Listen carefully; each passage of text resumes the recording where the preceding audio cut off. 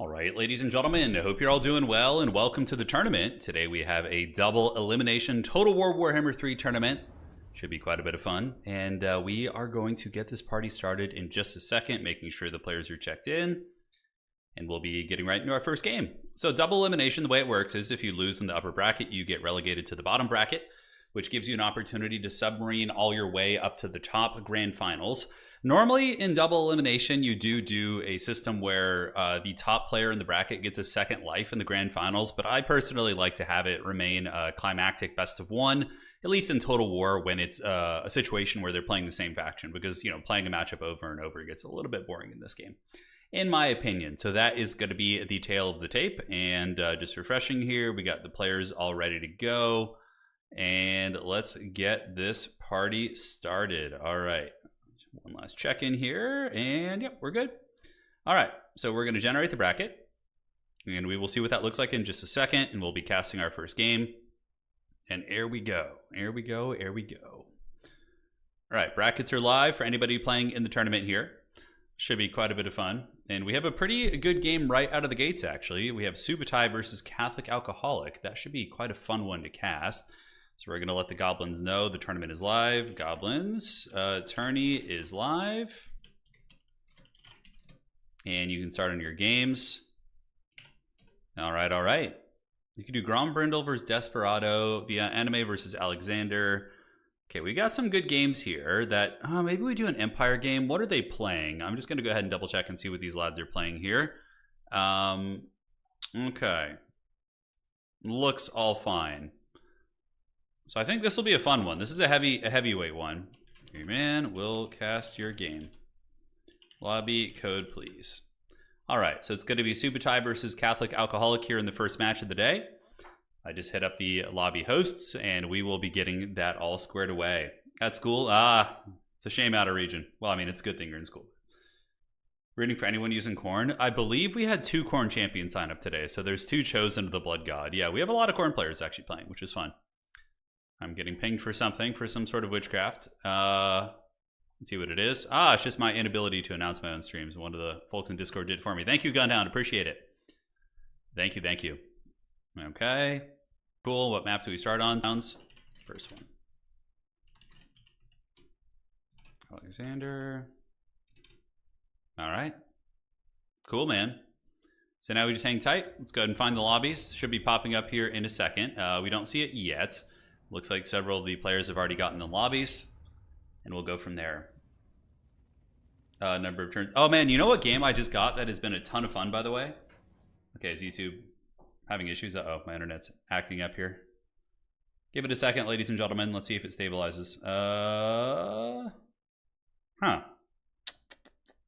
Come on, you can do it. Push it real good. Okay, I think it's going to be coming back. Internet's being a little bit fussy right now, but better now than later. Any Wood Elf enjoyers tonight? Wood Elves. Do we have any Wood Elves? Let me go ahead and double check. I think maybe one. I'm not sure. All right. So let's get into this first lobby here. Haven't had internet issues in a little while. Okay, we need to get a spec slot in this lobby. Spec slot, please. Can you guys hear me, by the way? I know we had a bit of a crash there for a second. Tagged you in a funny, I thought you'd get kicked. That sounds good. I'll check it out a little bit later, bud. Okay, the kilobytes per second are trying to stabilize right now. I see it being a little bit crunk. Let's refresh this. Go join with code. And there's a spectator slot. Cool. So here we are in the first game. It's stalling, but it's fine now. Sounds good. So I've been playing this game called... back in the day in Warcraft 3, I used to play a modded a tower defense game. It was a mod. It was called Legion Tower Defense. And it was one of my favorite games. And I played just countless hours in that game. Super, super fun.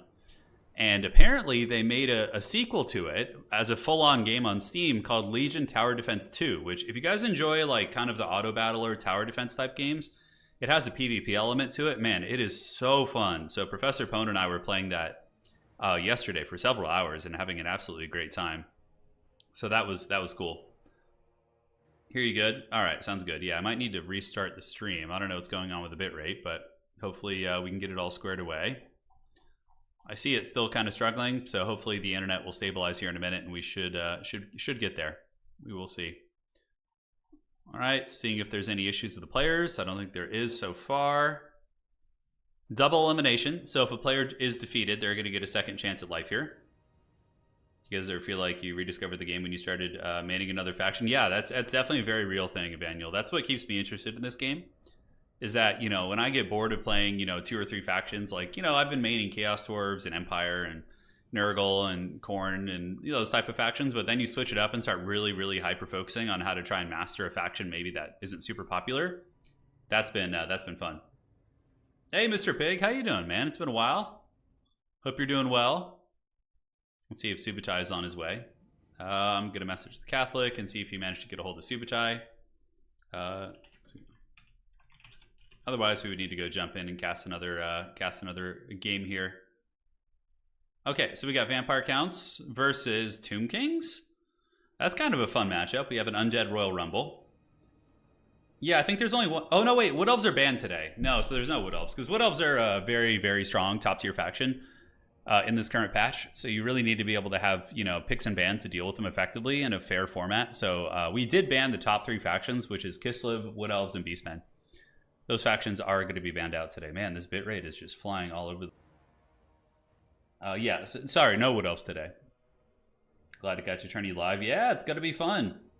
It's going to be fun. Probably about 3-4 hours, I would guess. Usually that's the length of these old double elimination tournaments. Borderlow Landing is going to be the map. A certified classic by Bob Dat Builder. What was that TD standalone game called? It's called Legion Tower Defense 2. Legion Tower Defense 2. TD2. Legion TD2. It's a great freaking game. I could show it to you guys in between matches. Although it can go a little bit longer. You got matched against Berserk. Yeah, I mean, anyone's going to get demolished by him. He's really, really good. I'm going to restart the stream real quick. You guys probably won't notice too much of a blip here. That will hopefully allow me to fix the bitrate issue because it's really having issues right now. All right, just give me 1 second.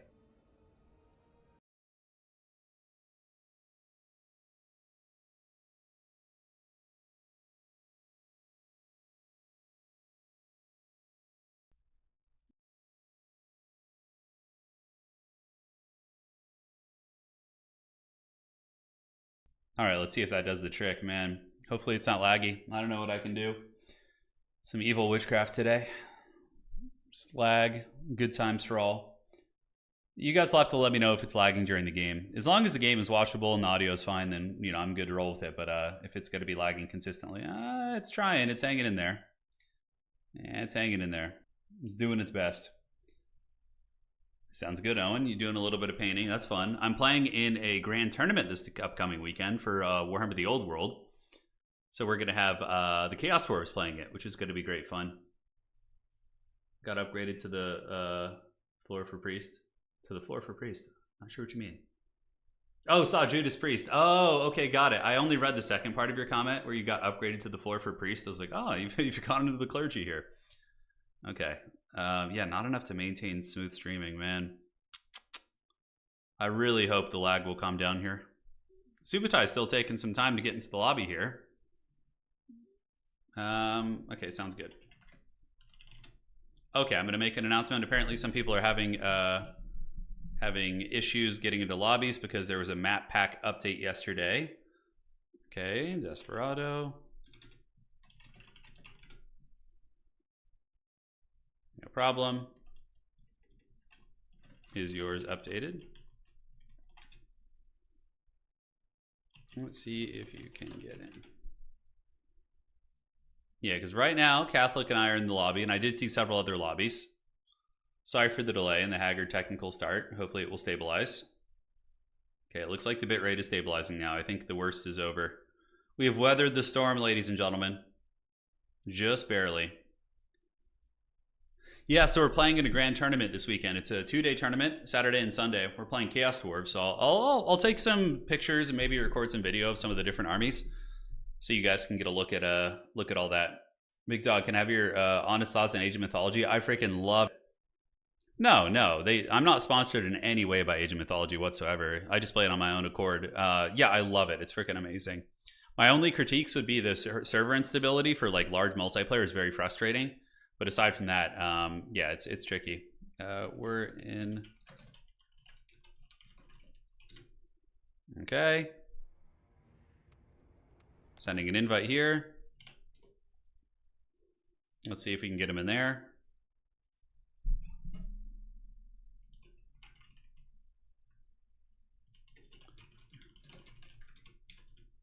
All right. Come on, Subutai, you can do it. Maybe it's our fault. Maybe we need to restart. Yeah, the map pack update could be the issue. They did have a new map update. So let's see. We maybe need to restart and uninstall. Okay. So do we need to update? Sorry, guys. Getting it all squared away here.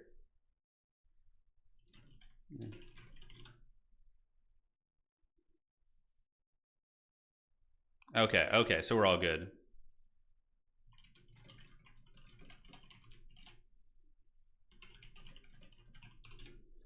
Alrighty, no problemo. So in the Undead Duel of Fates, this matchup has gone through some pretty big shifts in Warhammer 3. I would say at the end of Warhammer 2, it was probably Vampire Count favored. It was a matchup we ran into quite a bit in the Faction Wars. But now I would say it's a little bit, maybe still slightly Tomb King favored. Not still, but now Tomb King favored. It used to be Vampire Count favored, but we'll have to take a look. We can look at the stats. Yeah, Wood Elves are pretty insane right now. I love Age of Mythology, though. It's so good. It's such a fun game. I have been very addicted to that. It's like a whole new beast. Okay. Let's go and reinstall it just to be safe. All right. We will do it also. So just give me 1 second, guys. Got to reinstall the map pack just to be safe. We want to make sure that that is not the issue obstructing old man Subutai from getting in here. So let us go to the workshop and get that squared away. Okay. So we need to go to the mod pack section, uninstall that. Yeah, back in Warhammer 2, the Tomb King, the Scab Scraith, man, was so good there. It was so incredibly good. Okay, so we're gonna cut that. It says my pack is up to date. All right, and then let's go to the workshop and get the Total Tavern map pack. Should be good from there. All right, so there it is. It's the #1 pack there, and let's subscribe to that. Cool. Now that's going to be installed. And let's see if there's any other admin stuff. All right, he found his opponent. Good old Total War tournaments just filled with jank. I just want to like have an RTS game where it's just like easy to get in and spectate. Warcraft 3 actually, in my opinion, has one of the best versions of it. Oh man, internet's struggling again. This is just is this going to be a cursed stream? Hopefully not. Hopefully it will not be cursed. I mean, I could restart my internet, but I don't think that would do too much. Yeah. Tomb Kings have already had the ability to box up with Ushopti. Yeah, Melee Shopti did get buffed too. That is something to take into account. Melee Shopti are quite a bit better now. Scab Scraith is so good. Oh my god, especially against Tomb Kings because they don't have any armored infantry. I mean, you can bring Tomb Guard, which have like, 40, 50 armor, something like that. So the Scab Scraith is going to be very, very punishing there. All right, so just doing a quick update here. Okay, let's see if you managed to get in. All right. 93% validating. I don't know why I needed to validate my game files, but to each their own. All right, firing it up. Here we go. Great. So I'm restarting. Let's turn on the map pack here. Yeah, Total War's spectating system is pretty good. I think if they just had a more stable system that wasn't peer-to-peer and we had like actual dedicated servers, I mean, that comes with its own issues, of course, but peer-to-peer connections have always been really, really haggard. Who put this evil on the stream? I don't know who did it, man. Someone definitely put this evil. It's not even that hot here today, so it's not the heat. To my knowledge. I don't know, maybe there's some Skaven chewing on the internet cables outside. Could be it. All right, so let's get in here and let's do this. And it looks like we're going to be in the first game of the day. All right, so we've accomplished that first challenge. All right. So here we are. It's going to be Catholic versus Subutai in our first match of the day. And let's see if that bitrate stabilizes. Yeah, it's not like offline. Yeah, dreaded America internet. I know. I don't live in a big city, though. I live in the countryside. So it's still, though, we have pretty good quality internet here. It's as good as Los Angeles. But Los Angeles's internet is pretty awful. There are many states in the U.S. that, of course, have like fiber internet and Google Fiber and all that good stuff. Which is, I'm so jealous. That's one thing I'd like to move to a place that has that, because this is like having this this country internet is tough. Can we see Hippo's new maps? I didn't. So Bob, he only told me about the new maps being in the map pack like as the tournament started. So I don't want to change it last minute on the players, but I will host another tournament later in the week, Bob, with Hitman Hippo in it, where we will play his maps. That's the game plan right now. Yeah. Skaven are chewing on the cables. They did. I know they are. Little gremlins. Up to no good as usual. Yeah, it seems like intermittently kind of just being janky. Let's see if it kind of remains stable here. But yes, it is going to be an undead duel of fates here in our first match. We have the Catholic Alcoholic, one of our defending champs, facing off against Subutai, a scrappy veteran of many Total War tournaments. He's, of course, won plenty of tournaments himself. And he is a Vampire Count main, which is pretty good for him here. But SFT is a format that allows players to play their main faction and really, really shine, which I think is quite a bit of fun. Fibers, yeah, I would love to live somewhere where we have like good internet. It's because the internet is a monopoly, so they don't need to improve. It's true. I usually like 98% of the time have very consistent internet here. It's just, there's a couple days a year where it's just janky. Yeah, that's kind of how I understand the issue to be, at least in California, is that like these major like awful companies like Spectrum and Comcast, I don't know, they might be the same thing now. They have a big monopoly and lobbying to maintain their crappy internet services. So when like another, more advanced internet tech comes in, they'll lobby with the government and to get it blocked and just have their way. Yeah, Bob potentially could do that. Yeah. I put in fiber internet daily. That's nice, Gunhound. We got the expert here. So I will not restart the internet. It would only clear errors. Yeah, it's being a little bit dodgy here. Let's see if it stabilizes. Come on, buddy. So vampire counts are ready. I would wager Subutai is going to be double Scab's Graith for sure. The Lord is interesting though. You can go Vlad the Chad, but the problem with Vlad von Karstein in this matchup is that you get wrecked by the Cameroon War Sphinxes. Cameroon War Sphinxes, ever since that most recent patch update where they got like their impact hits or collision attacks of one of the those buzzwords there, but they really get in there and wreck infantry pretty bad. Yeah, we'll get it someday. They just put fiber in my area. I'm gonna wait a bit for them to work out the bugs before I swap. Yeah, sounds good, man. That's awesome. I'm definitely jealous. Fiber out here in the Midwest upgraded for free. Rare Indiana W. Yeah. Stretch my boy. Yeah, I don't think we're going to... I mean, we do have some Skaven players. There is a chance we could see the Craven Tail. It's definitely a possibility, but not likely. Oh, Vlad the Chad. Interesting. So we do see the grind playstyle coming in from Subutai. So I am a big Vlad enjoyer. I think he's awesome. Extremely hard to kill. In domination mode, he's very good at anchoring an objective. Kind of a guaranteed 3 capture weight that's super hard to kill. And it does leave a bit of a weakness in dealing with bigger threats, but looking at the build here for the Tomb Kings and for Catholic Alcoholic, we're not seeing any tools to kind of grind through infantry super effectively. Aside from the Tomb Guard and Kotep's Vortexes, and maybe a little bit of, I don't know. The Cameroon War Sphinx, not Cameroon War Sphinx, but the Necro Sphinx won't do super well against infantry. It's okay. It is okay. Vlad is great. Yeah, he's just weak into the Cameroon War Sphinx play, but we're not seeing a Cameroon War Sphinx, so it looks like he's going to be fine. War Sphinxer's Black Coach, let's go. The Black Coach would get pounded so freaking hard, Pone. It would be sent to the Shadow Realm for sure. Yeah, it would be brutal. All right, guys, it's go time. Big heavyweight fight. These are both players who have both reached top 16 in the world pretty damn consistently for the past 4 or 5 seasons on Total Tavern. Catholic Alcoholic winning the most recent grand final, so he's the current defending champion on Total Tavern, actually, which is kind of fun that we get him in our first match here today. So Kotep is going to be rocking Usirians, which is a really good spell for clearing out like Graveguard. Also good against Blood Knights, things like that. And does he have Darude Sandstorm? He does not, which is strange. Does he have the Bone Staff? What is he even doing with Kotep? Just a really cheap caster, huh? Okay. Top of that, we got Tomb Guard, some Skeletons, a couple Spear units, and the big heavy hitters are going to be the anti-large tools. So clearly, Catholic was expecting a Flying Vampire Lord. He was expecting, you know, maybe, I don't know, I'm probably not Manfred, but, you know, one of the various options, Blood Dragon Lord, whatever, right? So we get the Sphinx with anti-large fire damage, and we do also get these Sepulchral Stalkers who are really, really good at shooting the big Draconic characters, which is nice. On the other side, we do have the Vampire Counts, the Children of the Night, the Children of the Grave, which is a really, really cool Black Sabbath song, if you guys haven't heard it. Kind of old school, but it's a good one. And he's going to be rocking mainly a chaff-centric army with Vlad the Chad, double Corpse Cart with the Unholy Lodestones.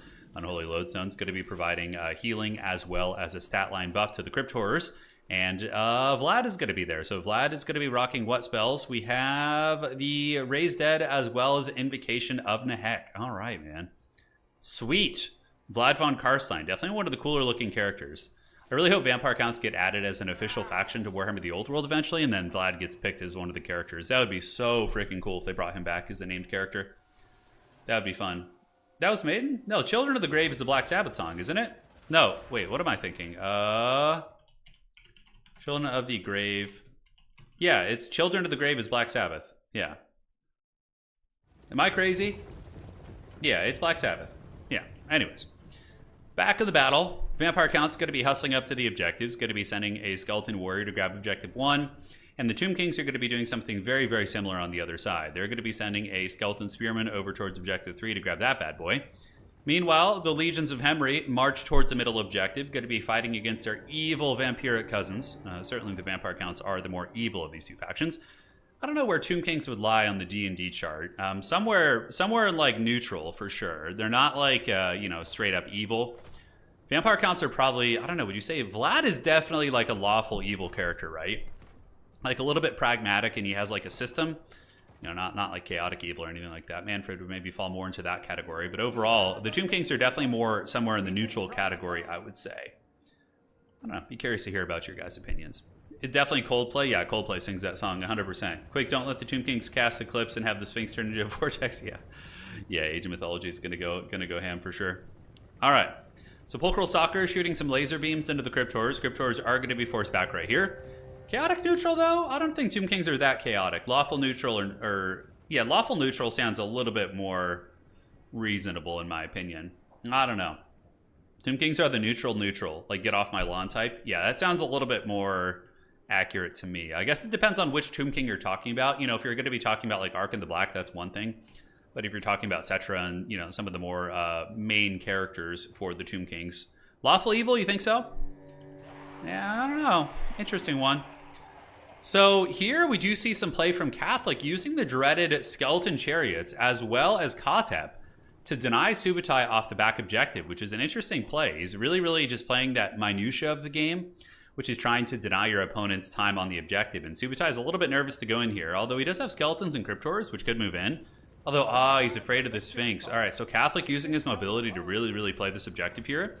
And Vlad von Karstein and the Skeleton Spearmen and the Zombies are going to be heading towards the point right here, so heading towards Objective Uno. Over here on Objective Dose in the middle, we do see the dreaded Pencil formation popularized in Warhammer 2 by players like Void Laws and all those lads in Ark in the Black. They were really some of the first players to start doing that and showing its effectiveness. But I mean, both sides have trash infantry, so I don't know if the Pencil formation is like super necessary. Scab's Wraith coming down, and it looks like it is going to be dodged by the Catholic. Really, really good awareness right there to avoid that. And he does have Subutai triple capped right here. This is very, very tough.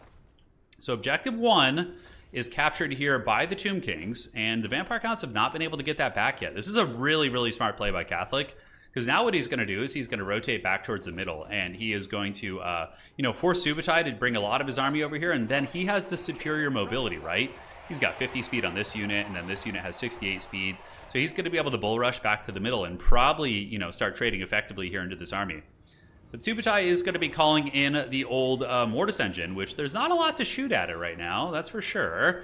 I mean, it still is a healing piece. There's not a lot of good quality infantry to drain down, but if the Mortis engine can get like right in here and start draining down this big pocket of units, I think that is going to be incredibly effective. So we're going to see if that goes down. One of the skeleton chariots does attempt to charge in, but Subutai does intercept it with the Cryptors, so the Cryptors are able to keep that thing in bay. At bay. And the Mortis Engine is now draining down these pieces, but we do see a call in from Catholic here, which is going to be a great choice. It is going to be the dreaded Ushabti Great Bow. So Ushabti Great Bow is a pretty awesome unit in tabletop as well. Going to be ripping those fat shots from downtown, so there they go. And we are going to see what kind of damage they get done here. So here comes the shots. All right, so is it going to be nailing into the Mortis Engine? Mortis Engine is juking back and forth. Subutai, of course, very, very good at doing that. And now the Vampire Counts have secured their back points. So Catholic's shenanigans on this back objective have been stopped for now. And he's going to be pushing in with everything. I would wager, you know, having played a lot of games against Catholic, we do practice together sometimes. I suspect we might see some Nehekar Horsemen or Skeleton Horsemen play on that back objective, you know, somewhere in the second half of the game. But for now, we're going to be just watching this middle engagement. Big old Sphinx of Usef here, going to be engaging against Cryptors. Should be some anti-large fire damage, which is a hard counter against Cryptors. They, of course, are a regenerating unit, so they're going to be taking even more damage from fire. And the laser beam snakes, what are they shooting into? They're shooting into the Cryptors here on the other side. Now, is Vlad the Chad going to go and start trying to penetrate into the secondary here? I mean, not a bad idea. I would like to see the Vampire Count send some chaff units into the secondary to chase these constructs. So far, the Mortis Engine is hanging in there, and it is effectively draining and healing. So it's going to be supporting the vampiric units here with its Reliquary Corruption, the Reliquary Binding, and also healing or damaging the enemy units as well. So middle objective is in the clutches of the Tomb Kings. It's still very, very early in the game. The Vampire Counts could certainly still wrestle this game back on the objectives. Value trading is 1,400 against 900, which doesn't bode well, in my opinion, for the Tomb Kings. If the value is close, that's usually a really good sign for the Vampire Counts. Tomb Kings do have good healing, though, as well. Especially with the way that Catholic is playing them. He's playing them Kotep style, which he's just spamming spells with the Lore of Nehekar passive, the Restless Dead. So he's doing two things. He's spamming spells to get healing on his army, and on top of that, he's keeping Kotep near his front line. And what that does for you is that basically is going to be giving a little bit of a buff via Thy Will Be Done, or My Will Be Done, on these pieces right here, and keeping them nice and good to go. So on the backfield, we do have the Kepra Guard on their way in, as well as the Nehekar Warriors, so a little bit more sustained fighting tools. If Subutai manages to keep his Mortis Engine alive, he's going to be able to drain those things down no problem, but honestly, Vampire Counts are looking pretty good right now, and this is a good play as well. Using the Vargeist and the White Kings to jump on top of the Ushabti Great Blows, yes, they indeed. And Vlad the Chad is also nearby. Subutai definitely needs to get a little bit of micro on that bad boy and get him into combat. But you don't want to see the Vargeist getting hit by the War Sphinx as well as the Sepulchral Stalkers. That is a rough engagement. At this point, Subutai needs to retreat.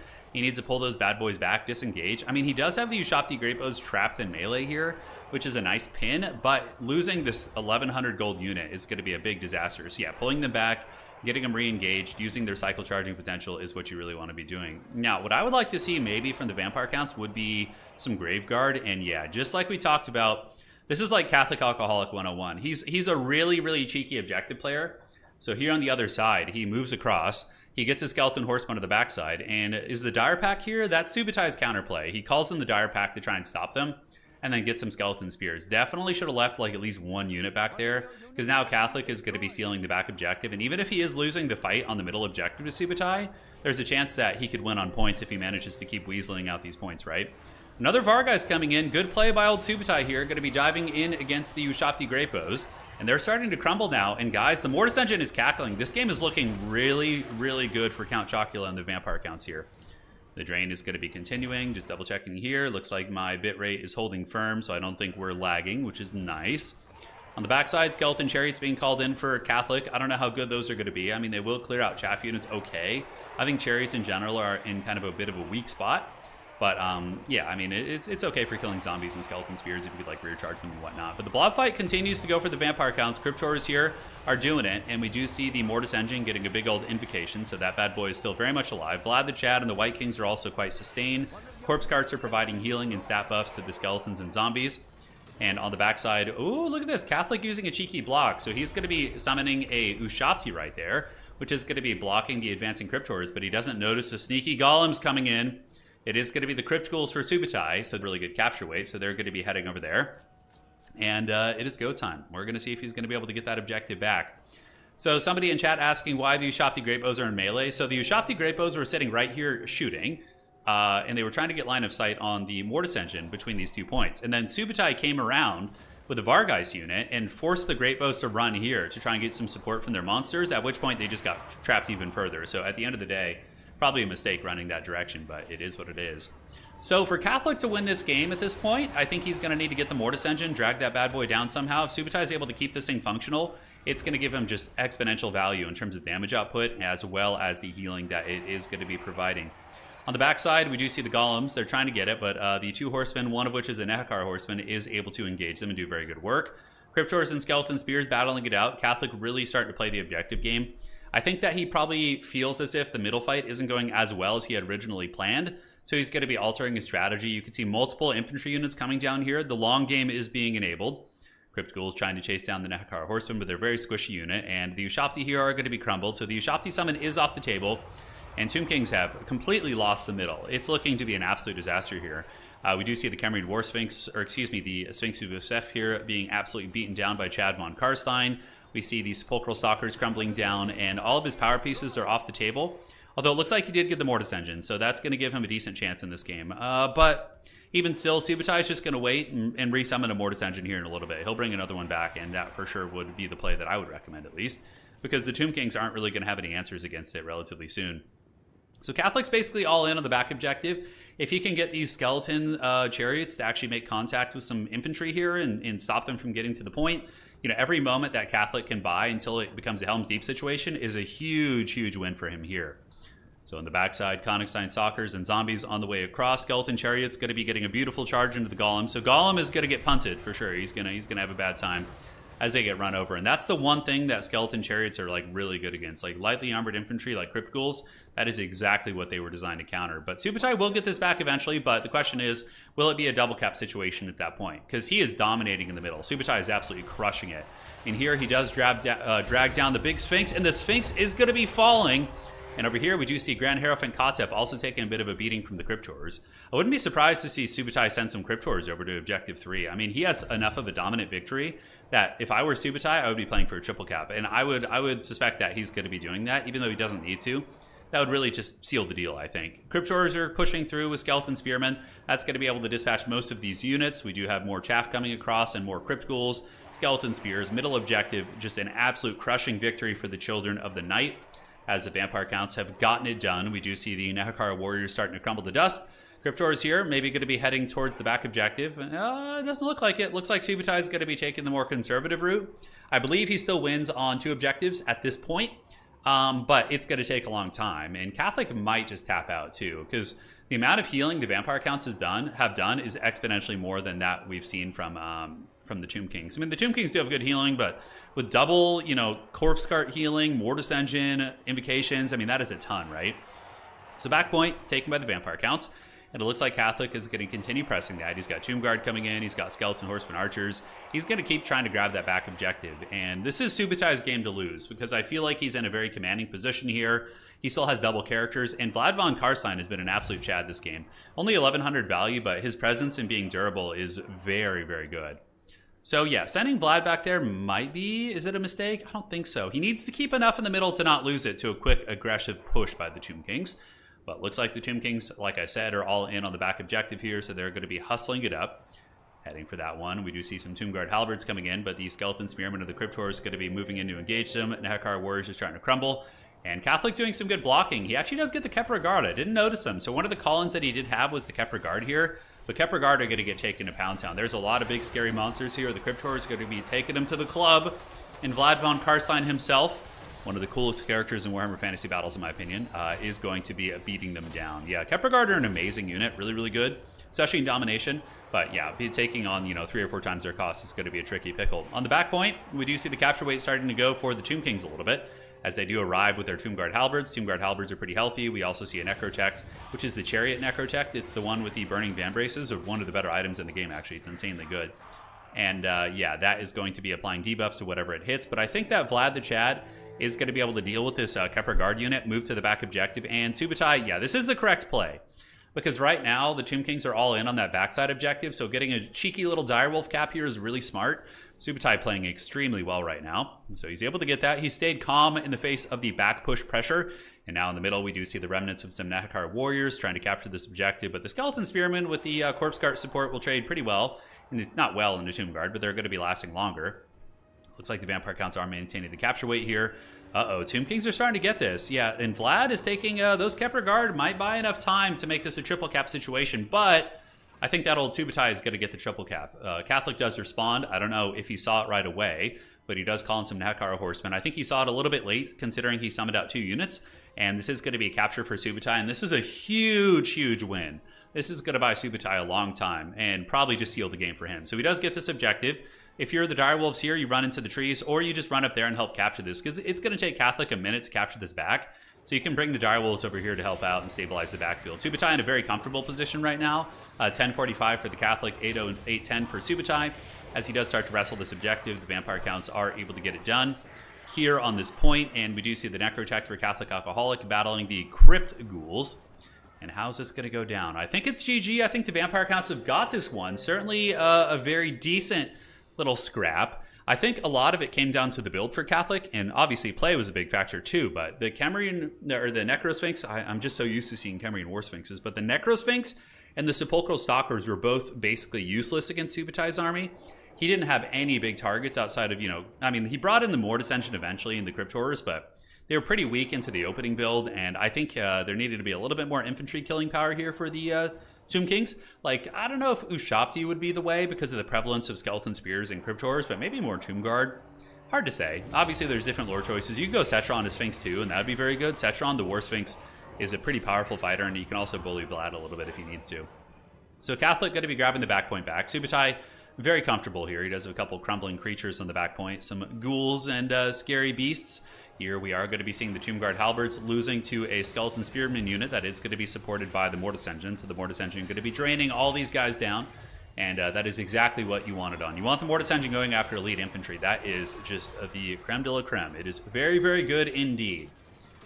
So Vampire Counts moving on up, battling the Necrotech here. Master Begalman is active, so he's going to be taking a bit of a beating, and his damage output is going to be very subpar. And we do see the Tomb Kings making a last desperate push, calling in as many good quality infantry as they can. Catholic still displaying very, very good fundamentals here, as he does manage to get the Skeleton Horsemen engaging against the Spears here. And we are going to be moving the Skeleton Spearmen up. All right, so the battle does continue, and here are the Spears. So Crypt Horrors are going to be advancing up on the Necrotect. And yeah, Subutai's got this game in the bag. I mean, he's going to be pushing up against the Catholic forces here and just absolutely annihilating them. A couple Nekar Horsemen. I mean, Kotsep is not a carry character at this point in the game. He's probably very low in Winds of Magic, so he's not really going to provide much. Whereas Vlad is going to be a very steady fighting presence, which is going to be tough. Yeah, losing the Great Bows was a disaster, Puggington, I agree. Having them get kind of harried into melee was one of the big turning points in the game, because the Great Bow could have effectively, kill the Mortis Engine and kill a couple Cryptor units. But yeah, he's about to get past. Right now it's only a 68-point game, give or take. Here we do see the Jaff's Cursed Blade going down, which is going to be giving them... Did he do the anti-large variant? He did not, so he just did the basic variant. And the Drakenhof Conclave is going to be claiming victory here today. GG, well played. All right, all right. That is it. That is it. So, looking at the army, Subutai had a very nice plan, going wide and mitigating the effectiveness of the anti-large tools that the Tomb Kings did bring. The Sphinx still did good at 2100 value, but it could have been worse if he had like a Dragon Lord or something like that. Yeah, ghouls are okay. They're very squishy, but they do give Vampire Counts fast full capture weight that has stock and Vanguard. So that is... Yeah, Vanguard, right? I can't remember. But even still, yeah, good stuff. I love the Vargeist. Vargeist are super awesome. Those units do work. And yeah, that's it. GG, well played in this round 1 Duel of Fates. So now those players are going to be updating that on Total Tavern, and we are going to find a match to cast. GG, well played. All right, so who's it going to be now? And we have Grombrindle versus Jeff Bob. And Subutai is going to be playing the Rock. We could do Opal Black Bear versus B6. Let me see if this game has started yet. Okay, you two start. If they didn't start, what we're going to be doing is we'll cast Subutai versus the Rock, and we'll just follow him for a little while. So some of the players being sent to the bottom bracket here. And we will see if this one is all ready. Okay, let's go see if there's any lobbies laying around. GG, well played to those players. Hopefully you guys enjoyed seeing the Vampire Counts getting a dub there. It's always fun to see. Okay, let's refresh this. Okay, so we might just have to cast another one of Subuchai's games, which is fun. I like seeing the vampire counts.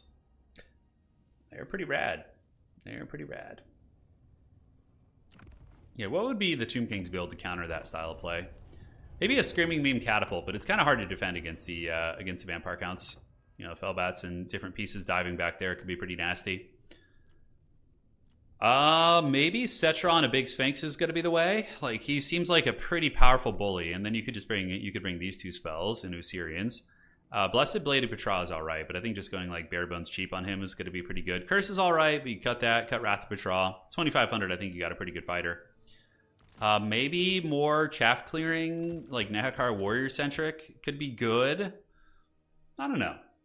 Hey, Sparm, thank you. Been watching for years. It's rare to be to catch a live tourney. Welcome. Welcome. Hope you're having fun. All right, so it looks like they may have started their game. So I'm going to let Subuchai know that I'm going to cast his next game. Well played. Gonna cast your next game. All right. So we're going to follow our boy Subuchai, who's one of my IRL friends. And let's get into his lobby here. Let's spectate that. There he is. Yeah, catapults, I suppose, are good. I mean, you have the tools to defend them, right? Yeah, Nehakar Horsemen, I suppose, can defend against Fellbats and Direwolves and things like that. So that probably is how we do it. So now we advance on to round 2 of today's tournament. We're going to be casting his game yet again. So it's going to be Subuchai versus Rock. So let me know if you can find your opponent. Let me know if your opponent is hard to find. All right, so he's going to hunt down his opponent. We're on the Arachnarok lair, which is actually... That map that we just played isn't as good for vampire counts, in my opinion. This map is a vampire count map. It is a map with 3 side-by-side objectives that gives them the opportunity to really just push all 3 points and just stuff you back. Do Tomb Kings have any crowd clearing spells? Yeah, you can use, I mean, typically, what would you use? Catapults are probably your best bet for crowd clearing. Ushopti Great Bows are very good too at killing the monsters. We have Warriors of Chaos versus vampire counts here. Subuchai is pretty practiced in this matchup. So I would imagine that he's going to have some evil, evil vampire schemes. But yeah, we will see. 2 Great Bows, some regular Ushopti, decent melee. Yeah, that sounds good, Puggington. Sorry, guys, just getting a little cup holder out here.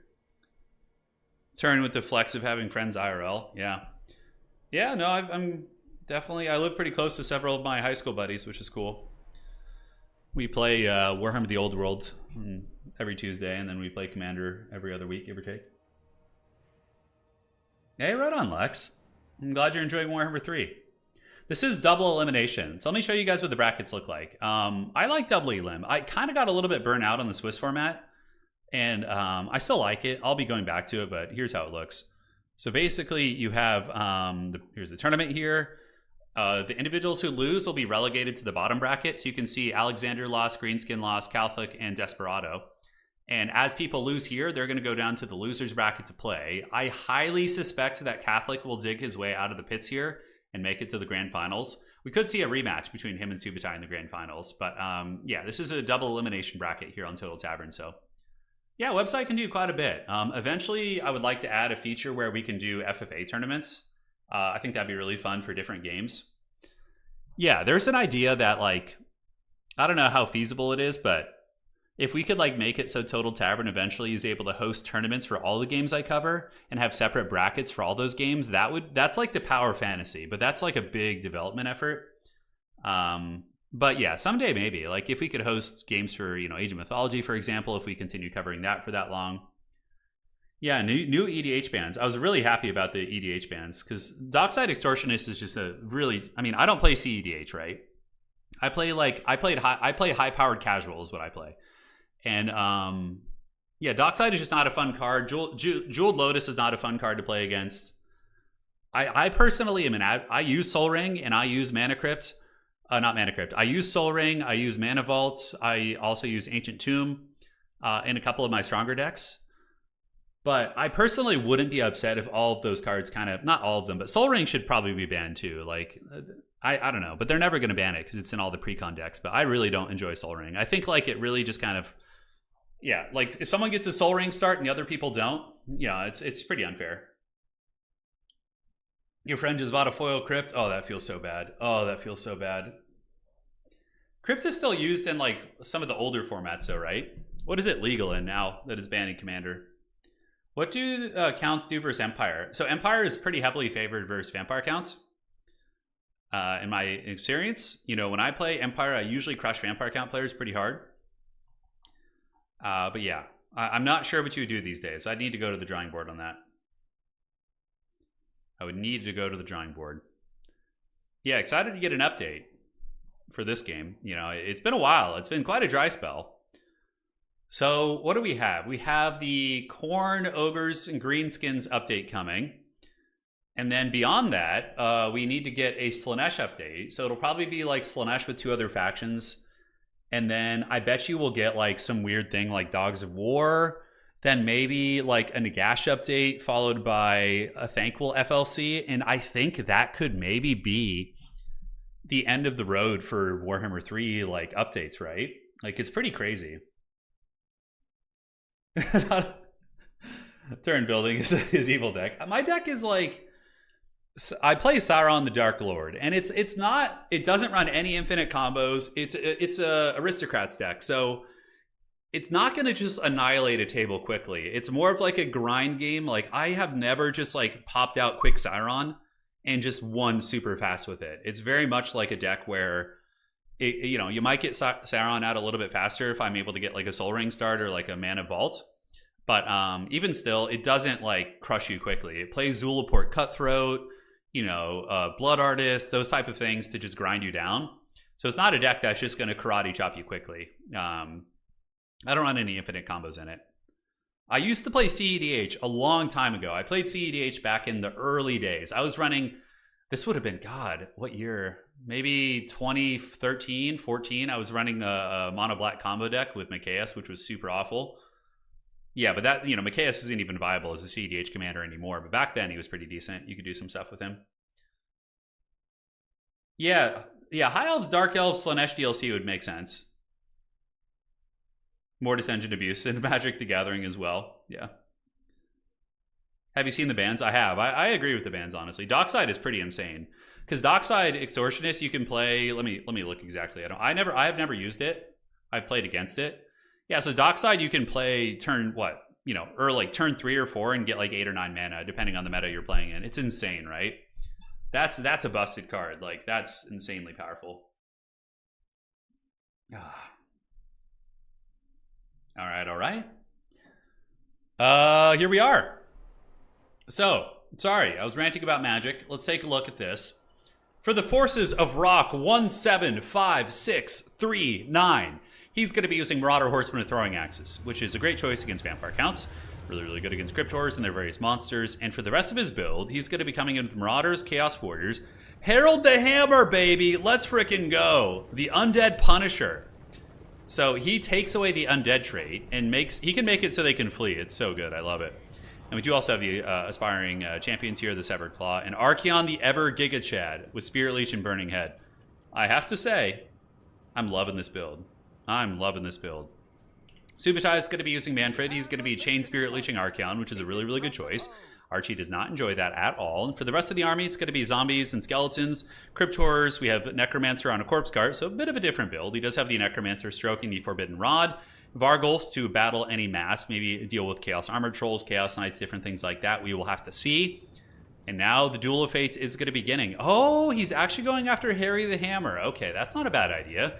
Harry, arguably, I don't know, Archeon is probably still a better target for the Spirit Leeches.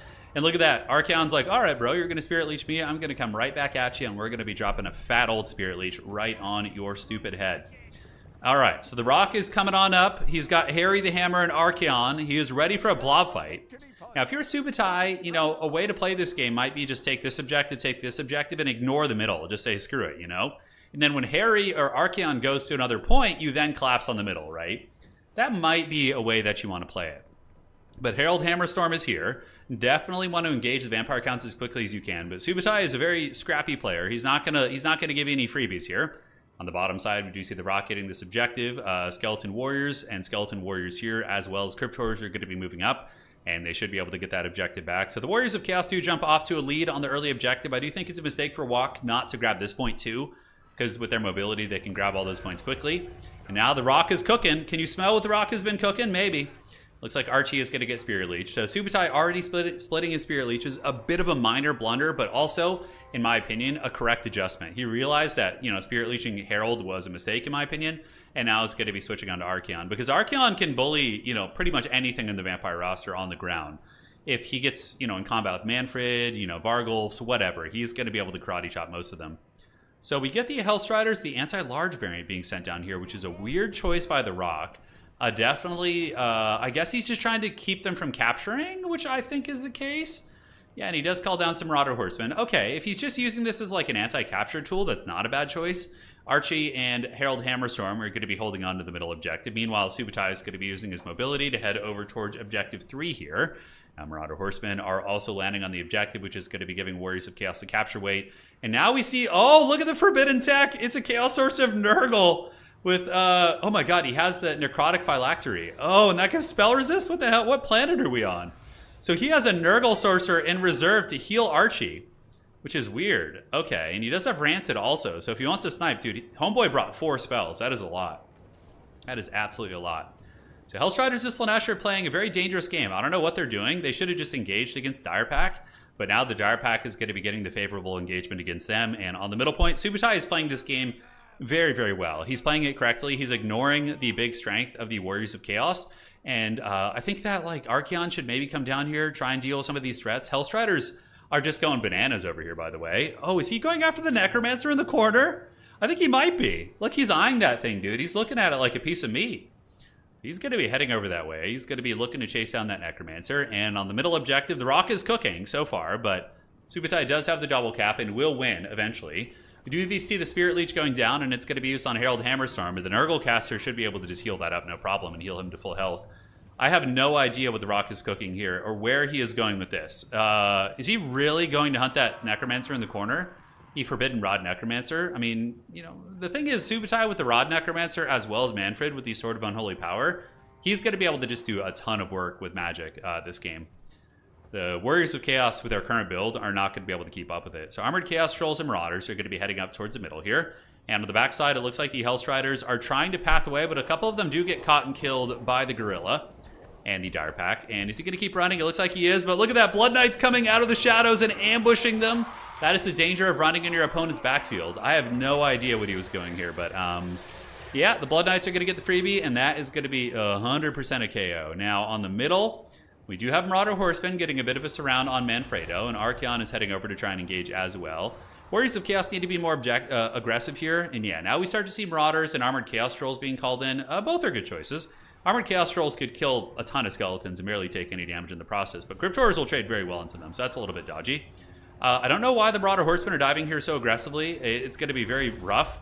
Archeon here is also standing a little bit idle. He needs to get active. I think there's maybe an experience difference between these players. It seems like maybe the Rock is not quite as seasoned as old Subutai here, but we're going to see if he can, believe in a thing called love and make it happen. That was a very good burning head. So, so he heard me with that comment here and is going to be trying to make it up. And that was a beautiful burning head, absolutely cooking 2 skeleton warriors, which are now going to crumble. Armored Chaos Trolls versus Marauders, a tough fight. Chaos Trolls will struggle against the AP there, but if some Marauders arrive, that won't be bad. And now the Nurgle Sorcerer is going to be dropping a Rancid Visitations, and wow, okay. So instead of healing, he's going all out on trying to snipe Manfred and keeping him from, doing much here. Invocation's going to be going down. Archeon is going to be engaging right now, getting charged by Blood Knights, which is not exactly what he doesn't want to be dealing with. And a Spirit Leech going down. Herald the Hammer is just kind of waddling around the middle, battling some zombies. And you guys want to see some zombies get terror-routed? Oh my god, that's so funny. I mean, we could see the zombies straight up get terror-routed here. Severed Claw in the middle, and now the Warriors of Chaos are going to be committing to the fight over here. Archeon does manage to disengage from the big Alpha Strike attempt from Subutai, and should be turning around now to attack Manfred von Ballstein. Marauders and the Armored Chaos Trolls holding relatively well, but here we see the 2 Marauder Horsemen getting absolutely crumped in the middle fight. Chaos Warriors trading well, cutting through many of the zombies and chaff-centric units, which is something that they're very, very good at. And Herald the Hammerstorm is kind of just being wasted over here. You should always have Herald the Hammerstorm fighting on objectives in this matchup and getting him over here. And yeah, in this case, it's a little tricky. So Bile Trolls being called in, not the worst case. The only way I can really see the Rock cooking here and doing well is if he can somehow magically win this blob fight So maybe get the Bile Trolls around the back and rear charge in, maybe. But the problem is these Chaos Trolls, they do have the Crown of Domination, which is actually a really nice synergy with Armored Trolls. It does give them immune to Psychology, which is pretty MLG. So he could maybe fight longer here. He needs to get these Chaos Trolls in there and also get a Sorcerer in there, but it looks like the Bile Trolls are going to be attacked by Vargheist, which is going to be a very precarious matchup for them. Here we see the Rock is going to be getting nailed by another Spirit Leech. Marauder Core doing okay. Trolls are finally going to be breaking, and here the Bile Troll is probably going to be losing to the Vargheist, considering they ate a Colossal Charge. Harry the Hammer and company just, grinding through chaff units over here. Not what they want to be doing. Severed Claw is, fighting Skeleton Warriors is not what they want to be spending their time doing, right? That is for sure. Subutai pulling up to a massive lead here. I think he's going to win this game pretty quickly. I think this is just an experience difference between these two players. Here we do have Archaon the Ever-Chosen popping the Slayer of Kings and the Armor of Morcar, and you see he punches Manfred in the face pretty damn hard. Manfred took like 700-800 damage right there. That was certainly quite powerful. But now he's trapped. Archaon is trapped. There's Cryptors around him. The Nurgle caster is probably going to be dying soon. The Marauders will most likely be breaking. Chaos Sorcerer of Nurgle could fall next, and I wouldn't be surprised to see Archaon get chased off soon. A couple more Spirit Leeches in tandem with Manfred's Dragon beating on him, and that's going to be too much. And now Subutai is going to be moving up the middle here. We do see the Cryptors looking to pound down these bad boys, and Harold the Hammer is trying to terror out some zombies. Let's just at least watch this. We can see that. The Cairn Race are battling the Severed Claw. Not a good fight for them at all. Severed Claw do magic damage. In tandem with Harold the Hammer, that should be a pretty decisive victory right here. Look at that. Terror out. They're terrified. The skeletons are running. How funny is that? I love it. I love it. All right. So, moving on over here. We do see old Archaon the Ever-Chosen getting gorilla slapped by the big vampire gorilla. And that's the end of the game. I wouldn't be surprised to see Rock tap out here relatively soon. He put up a valiant attempt, but I think, again, this was just an experience difference between these two players. But, it was a cool build idea by the Rock. Now, if you're going to be bringing, a Nurgle caster, you might want to just bring Just Burning Head, and then you can bring Rancid on the other for your, sniping kit, and then have Just Burning Head on Archaon. Harold the Hammer playstyle is not bad. I think he's decent, but the build was very expensive with Archie. It's tricky, but yeah, you can bring Harold against vampire counts. I just think the way he divvied up his forces and his micro was hurting a little bit in some areas. That is for sure. And Warriors of Chaos do have this bottom objective, and the middle objective is now going to be taking. I do like this. So good fundamentals here by Rock. He's going to be moving in and going after objective 1. So a little objective theft against old man Subutai isn't a bad idea. And here we do see the Severed Claw as well as Harold the Hammerstorm. He's going to be terror-routing some of these bad boys soon, which will be very funny. Bottom objective, Warriors of Chaos do get some halberds up here. They will trade okay, but Vargheist and Manfred alpha striking, that is a metric ton of armor piercing. I kind of wish on tabletop halberds had some sort of anti-monster. That would be nice. If they gave halberds Monster Slayer, God, I'd be so wrecked. That'd be awesome. But they do not have it. So the halberds here are going to get crumped by the massive, massive hordes of the undead, and that is going to be a crushing fight. Over here on the other side, we do see Harold the Hammerstorm and the Severed Claw trying to fight on the middle, but they're not going to get it done. On the backside, Subutai is going to be counterplaying this by bringing in some golems. Tell me these guys don't look like Gollum from Lord of the Rings. Look at these things. Just little creepy golems here. Living in the cave, eating fish, Well, in their case, it'd be the crypt, but, close enough. They're eating whatever's in the crypt, I guess, various insects, things like that. Objective 1 is Warriors of Chaos. Objective 2 is Vampire Counts. Objective Trace is going to be owned by Count Chocula here. He's going to be making Subutai, or making his opponent Rock count to 10. We're going to see if he's going to be able to. Chaos Warrior Halberds getting absolutely annihilated. A unit that needs a little bit of support in this matchup. Vampire Counts have a lot of very cost-effective AP between Vargheist, Cryptors, Zombie Dragon Breath Attacks, Zombie Dragons. They can definitely do some work here. And we are Halloween is approaching, guys. We're almost there. We're almost getting to the Halloween season. My neighborhood already has Halloween decorations going on. And that's something I've noticed, actually, traveling around the world, is that, I haven't been to too many countries that really celebrate Halloween the way that we do. But, all right. Victory for the Vampire Counts. The Crypt Golem. They seek the ring. Yes, they do. They seek the ring. GG. Well played. Fun game. Shout out to our boy, The Rock, putting his hat in the tournament, throwing it down, fighting against some mighty champions, and going out on his shield. He will be welcomed in the halls of Valhalla as Harold Hammerstorm accrues 140 value. But he tried. Manfred von Baldstein, almost 4,000 value. Pretty savage. Blood Knight, 1,600. Cryptors probably did good. Vargeist, I would imagine, got some good work in. Yeah, 1100 there. For the Vampire Counts, Archeon tried. He tried his best. It was a really fun match. GG, well played. And we'll see you guys next time. All right. So, now let's go ahead and take a look at the next matchup. See if there's any matches we have going. So, let's refresh the brackets.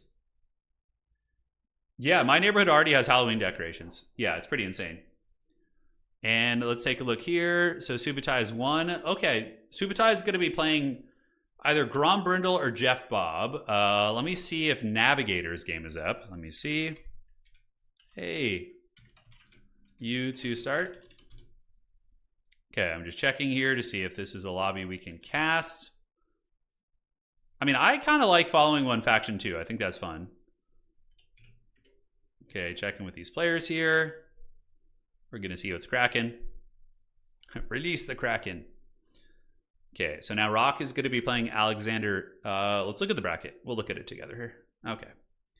So Rock is going to be playing Alexander Nuts. We have the Greenskin Supremacist here playing against... okay, he doesn't have his opponent. Loser of Group 6, which is going to be right here. So he's going to play the loser of this game. Via Anime versus Catholic Alcoholic. Opal Black Bear versus Desperado. Which could be a fun match to cast as well. We can do that one. Let me see if they're going to do it. Okay. Lobby code. Okay, cool. So we have another match to cast. We're going to cast a different set of factions. And go from there. All right. So which one is it? Is it this one? It might be this one. Let's see. All right, all right. So what do we got? Oh, Talk Dirty. Warriors of Chaos for Skaven. Or excuse me, Chorfs for Skaven. All right. Like, I have to resist the urge, because this is usually a cursed matchup for Chaos Dwarves. But there's like one build that Chaos Dwarves can bring that will typically really threaten Skaven. It's very hard for them to beat. I mean, it becomes like a 50-50 matchup, I would say.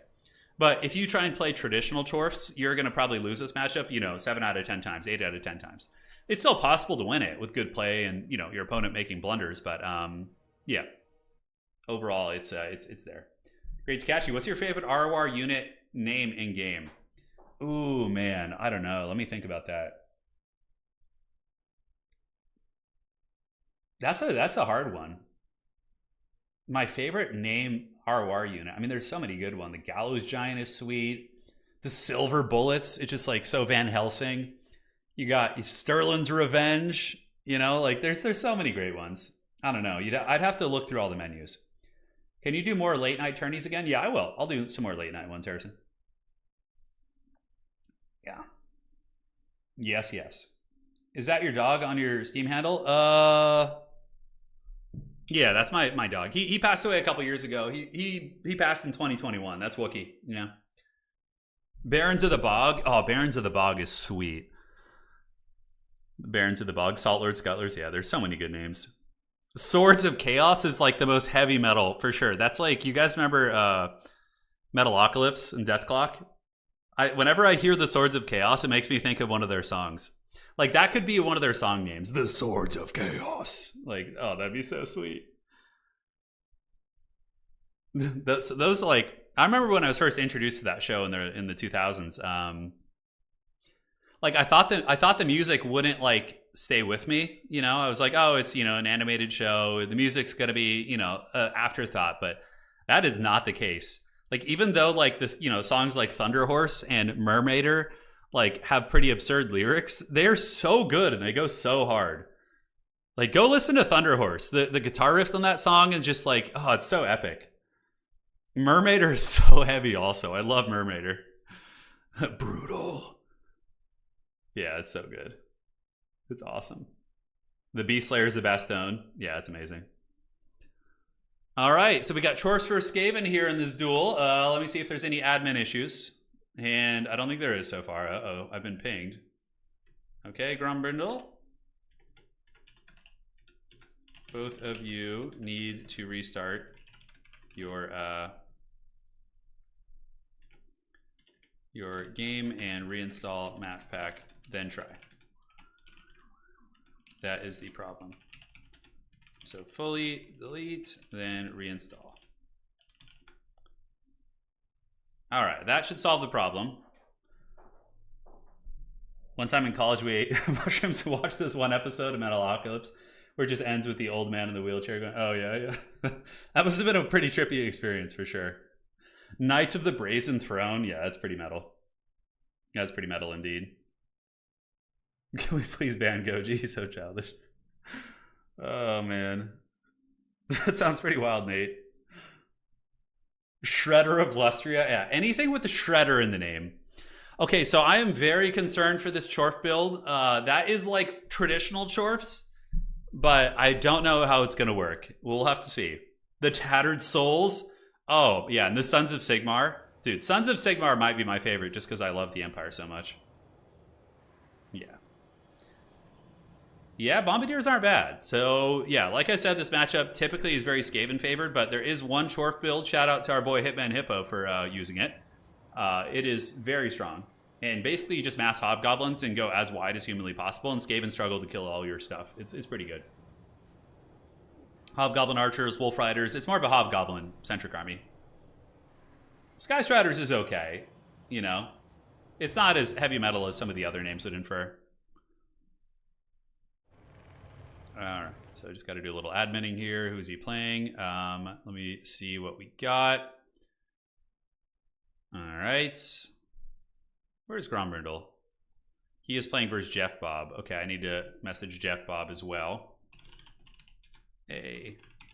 So, close game, delete map pack, reinstall it, then should be good. All right, so I've sent a little bit of admin action to those two players, and we'll see what happens. And it's go time. Oh, the Emperor's Wrath. I mean, come on. Knights of the Brazen Throne will always be top. Yeah, that's a pretty good one. All right, guys. Here we are, ladies and gentlemen, in another match in today's double elimination tournament. It is going to be the Skaven, led by Falling X-Star, facing off against Navi and the Chaos Dwarves. The Chowie are here to feast. So Skaven Slave front line, backed up by Clan Rats. A lot of crappy rats, which makes sense. There is going to be a Warp Lightning Cannon, really good against Chaos Dwarves. It will counter their artillery pretty effectively and also snipe their big monsters. But the Dwarves have gotten sneaky. Are they going to be hiding their artillery behind the tree? It looks like they might like put them right here to try and line of sight the artillery. So we'll see if that works. We got Rat Ogres to deal with armor, and the rest of the army is going to be mainly chaff-centric, although we do have a Chieftain as well as Ikit Claw. Oh, the Mad Tinker Rat. He's going to be on his Doom Wheel. Yes, yes, indeed, baby. So he's ready to roll, and he's going to be running over some of these Chorfs, I would imagine. Of course, rocking Cleansing Rune and Howling Warp Gale. Very, very standard kit. For the Chorfs, it's going to be Blazing Beards of Basharik, as well as Chaos Dwarf Warriors. We do have the Sorcerer Prophet of Heavy Metal. Chaos Dwarf Warriors here, and on the backside, it is going to be the double artillery, which, I mean, they'll be good at killing Ikit. If the Chaos Dwarfs can somehow cheese down Ikit Claw and get a nice snipe on him, maybe they'll have a chance because of the Skaven leadership. But that's hard to do. Oh, Hellforge Host? Come on, that's rad too. And the Demon's Tongue. Festering Stooges is definitely a top name. Yeah, that's a top 10. I agree. Sisters of Singing Doom is like a hot topic steampunk teenage angst. Yeah, that's good. Did he bring his nukes? I don't know. Rolling, rolling, rolling. That's something I want to see Limp Bizkit in concert again. I would love to see them. I've seen them before when I was a teenager, but seeing them as an adult would be a glorious, glorious capstone. That would be awesome. And you can make fun of Limp Bizkit all you want, but their live concerts, when that rollin' kicks in there and those speakers are full blast, it is glorious. All right, so the Deathstreaker is annihilating a Skaven Slave unit, which is probably going to turn and run instantly. -41, so they're just like, screw this, we're going home. Are they going to stabilize? I don't think so. So they're going to break, and I guess that's all right. Definitely better targets to shoot at. Ikit Claw on the wheel is going to be better. So I like this, though. This is a really good play by Navi. Hiding the Deathstreakers behind the tree line where the Warp Lightning Cannon. So really good map knowledge here to know that you're able to do this on this map. In the sky, we do get a Howling Warp Gale going down by Falling Star, but if there's no follow-up, it's not even worth it. I mean, he's locked down for another 6 seconds, but there's no Rattling Gunners. There's no Warp Lightning shooting him quite yet. Okay, he does eat a laser beam from Ikit Claw. And will the Warp Lightning hit? Oh man, those are the worst Warp Lightning shots. Okay, a couple of them do make contact there, and he does take a little bit of damage. So that ended up being mostly worth it. So on the bottom objective, Objective 3, the Blazing Beards of Basharik are here, and they're going to be grabbing that. On the middle objective, it looks like it's contested, but the Chorfs do have the capture weight here. And the Skaven are, you know, pushing on up. They're going to need to get their clan rats here to contest these objectives, get Ikit Claw to start rolling, and probably, honestly, you just sit the Warp Lightning Cannon on that Bale Taurus the entire game. In my experience of playing Chaos Dwarves, the Bale Taurus character is okay against Skaven, but typically it's a much better choice to go for like a ground-based character and go wider. But, I mean, he can bully this Ikit Claw, and Ikit Claw is getting hit by the Death Shriek. So we just saw a big amount of HP be chunked off Ikit. He is getting crumped by those rockets, and we do need to probably see the Chorf player move in and come and try and bully Ikit a little bit, push him off the point. On the side, we get the Kadai Fireborn, so here they come. All right, so they're going to be pouring in, and these little rats are going to get wrecked. Oh, a couple Chorfs sent flying as well. That rat just like literally flew into that brazier, which was pretty funny. But here they are. Oh, I love Kadai Fireborn. Too bad they're not very good in tabletop. They're all right, I guess, but they're budget. Maybe I'll use them someday, but they are going to be chewing through these rats. The rats are paying the troll toll, and over here we do see these clan rats. Certainly going to be falling next. This objective owned by the Skaven, actually, so it looks like their Night Runners were able to help capture that objective. I did not notice them earlier, and this is a really, really good play by Falling Star.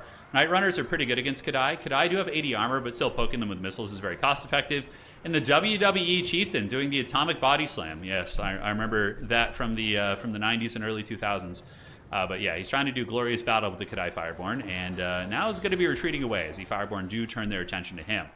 Middle point here is owned by the Skaven, but guys, this could be a big blunder by Falling Star, letting Ikit Claw die to these two Death Shrieks. Probably having Ikit like sit on the periphery out here is the way to play this game. Because right now, if you had Ikit just helping contest this objective, the Death Shrieks probably wouldn't be able to reach him. A Magma Cannon called in by the Chorfs.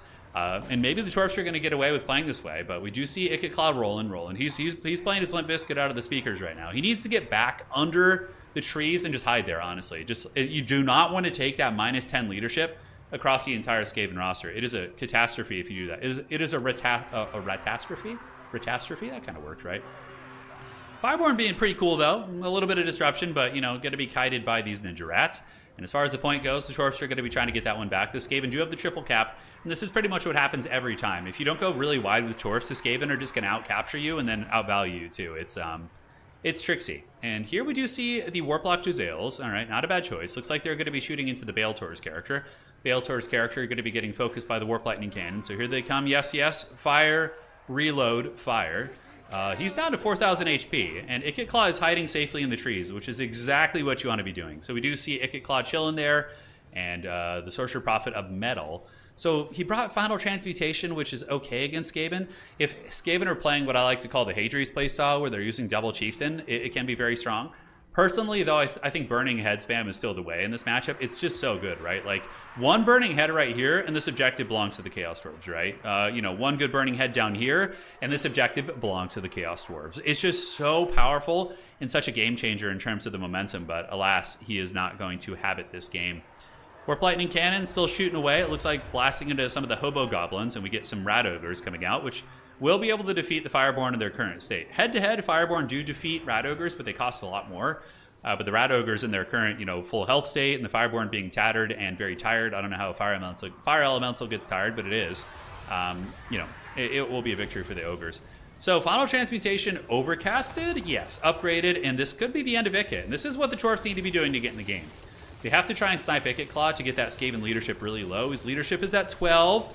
Looks like Ikit is going to be hiding in the bushes. He just barely stabilizes. Negative 23, though, and the edge of the map is very close. Okay, Ikit Claw is broken. That is a glimmer of hope for the Chorfs. Granted, a very, very small one. And here we see the Bale Taurus character coming in. He does get nailed by a Cleansing Rune as well, but he does heal. Whenever any spell gets cast on the map, these Sorcerer Prophets are going to be healing. I wish they had that ability in tabletop. That would be frickin' sweet.